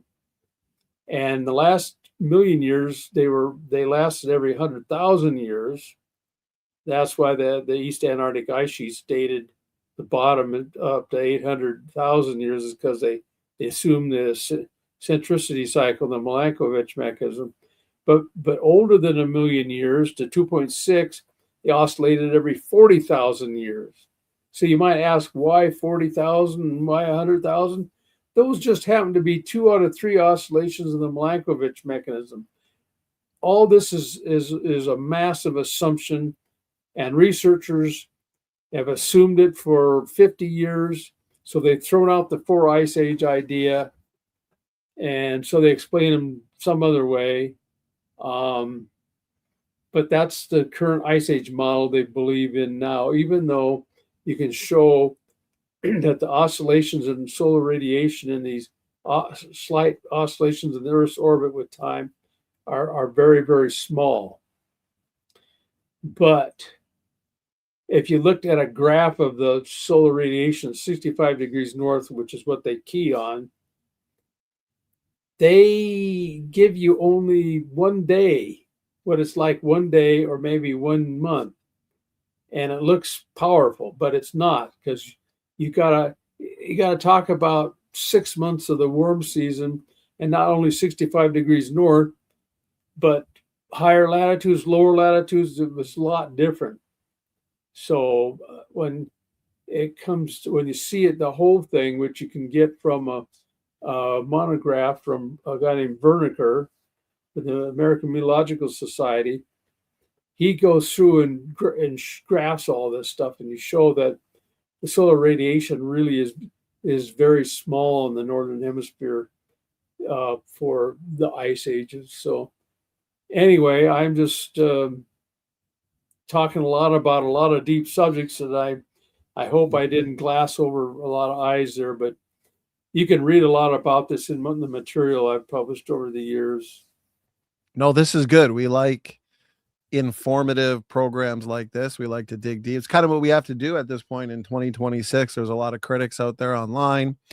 There's a lot of challenges, and we need to think deeply about these topics. I've got on the screen here the frozen paradox, ice cores versus deep time. So that's the layperson friendly book. I'm curious, as we start to wind down and wrap up. This has been, as always with you, Mike, a very informative program. We always get many clips out of the programs we do with you here, because I like to make shorter videos answering various challenges to put on the website. Good for you. And that way people can go there, check the answering challenges section. Oh, ice cores or unconformities, for example. And so it's been brought up many times by critics over the years. They'll say, well, these unconformities, those show a gap in the geologic record, and it shows time, and it's inconsistent with the flood geology. What would be a good way to address that, Mike? Well, as I've been indicating, the flood was monstrously catastrophic. So you expect at the same time a lot of folding and faulting. And if you folded strata and powerful currents, you could shear them off the top really fast and lay more sediments on it. So you could form unconformities quickly in the flood. It's just that, what's the saying? People kind of think too small. Right. But the data out there says the flood was monstrous. I mean, you read it, the geology of almost any location, you find out that such and such a formation is 2,000 meters thick. And I mean, you read about these formations, they're thousands, hundreds and thousands of meters thick. I mean, you got to generate the sediments, transport it, and deposit. I mean, we're talking about huge catastrophism. I mean, I kind of think that even as creation scientists think too small when reviewing the flood. And so think big. Unconformities can form quickly, erode and deposit quickly. Well, I think this also relates back to the cosmological disturbances and effects in space. In a way, there might be, I'm just brainstorming, there might be a nice connection, because in 2 Peter 3, which I think is a great text showing that the flood had to be worldwide, since the scoffers are going to deny the creation, the third event, the coming judgment by fire. Yeah. Most of us would agree that the coming judgment by fire is not only coming to a local city near you. I mean, this is a global, universal, reality-wide judgment by fire. And so is the creation. So why in the world that middle event that scoffers deny, the world that then was being overflowed with water that perished? Why would we then exegete, if we want to get into Bible interpretation, why would we force a local flood interpretation there? All three should be worldwide or universe wide. So if we make that connection to the future end times judgment by fire, well, depending on how you interpret Revelation, Mike, we see the stars falling from heaven. Some have interpreted that as referring to meteorites, wormwood, this giant meteor that hits the earth. Sun and moon go dark. So perhaps, and if you want to speak to this, feel free. If we have during the flood a lot of meteorite impacts, a lot of catastrophism on the earth, but also coming from space, we also see that in the end time. So perhaps there's a nice connection there that we can make. Yeah, that's possible. So, Mike, let's wrap it up with this, because you've mentioned something really important as we address objections and challenges. That the critics miss the forest for the trees, as the saying goes. So they'll focus on these minor details that the flood can explain, late in the flood, early in the flood, with the Mhm. rifts that we were talking about earlier, plus post flood, right? Yeah. But we got the bigger picture. It's the bigger picture that, and you even said perhaps some creationists aren't thinking about the bigger picture, just how catastrophic this flood event was, and also the effects after the flood. And so I'd like to land the plane and bring it home. Elevator pitch, someone's on the fence, they're actually objective. They're really thinking about this. And they're just so close to believing the Bible for what it says about the global flood.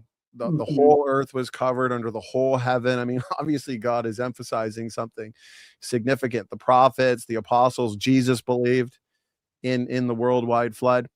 And so how would you answer a skeptic, perhaps elevator pitch wise? They're on the fence, they're ready to believe, and they're just wondering, where's the evidence? What's the best evidence for the flood? We're looking at the bigger picture. Where would you take them, and how would you address that, Mike? Well, I'd love to give them an hour of this presentation, Right. We can send them.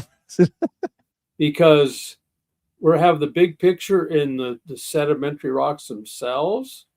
I mean, they can find some small areas and make a case that, oh, it's happened too slow. But I mean, we have the big picture of monstrous sedimentation, continent scale, and one layer laid on another. So it accounts for all the strata with the billions of fossils in there. I mean, that's a massive big picture. And then when we erode the top of that off as it's coming up out of the floodwaters, we mark the land with certain features in the field of geomorphology that can't be explained by uniformitarianism. And that's the big picture. We have the big picture. There's a lot of little details he can glom onto, but you got to go by the big picture first, and then we can work out the other details, which a lot of us creation scientists have worked out a number of the details in certain features in those rocks. But that's the big picture: the strata over huge areas, and one layer laid rapidly on another with little or no erosion. Then the top eroded off. It ends up going into the ocean, mainly deposited along the edge, forming the massive, thick continental margin sediments. So that's the big picture, um, and I'd recommend my book, the one on that first one I mentioned in my talk, on Noah's flood shaped the earth. That goes through the big picture from the beginning, the pre-flood world, early flood, late flood, and what happened after the flood caused by the flood. So that could gel it pretty good in their mind. Amen. That's a great answer, and that is a clip-worthy moment. And so we'll put that out as a separate clip, because it's important to bring it back home, land the plane, point out the bigger picture of the issue here, and a lot of the features, including the smaller details that critics Mhm. point to. Thank God for men of God like you, flood experts and geologists that are young Earth creationists yourself. Dr. Tim Clary, Dr. Andrew Snelling come to mind as well. They recently Yeah, did a couple of really good seminars here, and you guys really complement each other with your arguments. And so I like to say it's a great time to be a biblical creationist, and it not is. because we necessarily have all the answers, because these active research projects are a lot of fun. Like if we had every single answer to every single question, well, what are we going to do with our time? It's kind of nice to have research. It's kind of nice to have I guess we just be patting each other on the back all day, because Yeah. we've got all the answers, we figured it all out. And yet when you put in the necessary work and time to address the details and the challenges, you find that the flood can best account for them anyways. And so it makes sense that critics would point to oftentimes these hyper specific challenges, because 2 Peter 3 does predict that many in the last days will scoff and deny the flood. And Mhm. yet it's the very flood that they deny that explains and answers their challenges. So it makes sense. This is why they believe these are challenges in the first place. So, Mike, this was an excellent program. I've got a lot of your books here, Exploring Geology. That's the kids one. Biblical Geology 101. A massive amount of articles here that I've spent a lot of time going through. Okay, we've got a lot of positive feedback, Mike. This has been a great program. I really appreciate you giving us your time for this. I know how busy you are, and I'm looking forward to your upcoming review of Noah's Flood Revisited. He revisited it and proved yet again that the flood is worldwide, brother. So yeah, right.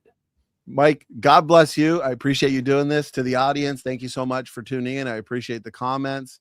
The interaction's always a lot of fun. I like that we get a good mix of critics and non-critics. Why? Well, it helps these programs be that much more comprehensive, because oftentimes we can dig deep on some issues that we may have not have thought of at first to discuss, but then the critics bring up these challenges and we get to expand on them. So, Mike, thank you very much again. To the audience, I hope you had as much fun as I did. And until we meet again, Stand for Truth is signing off.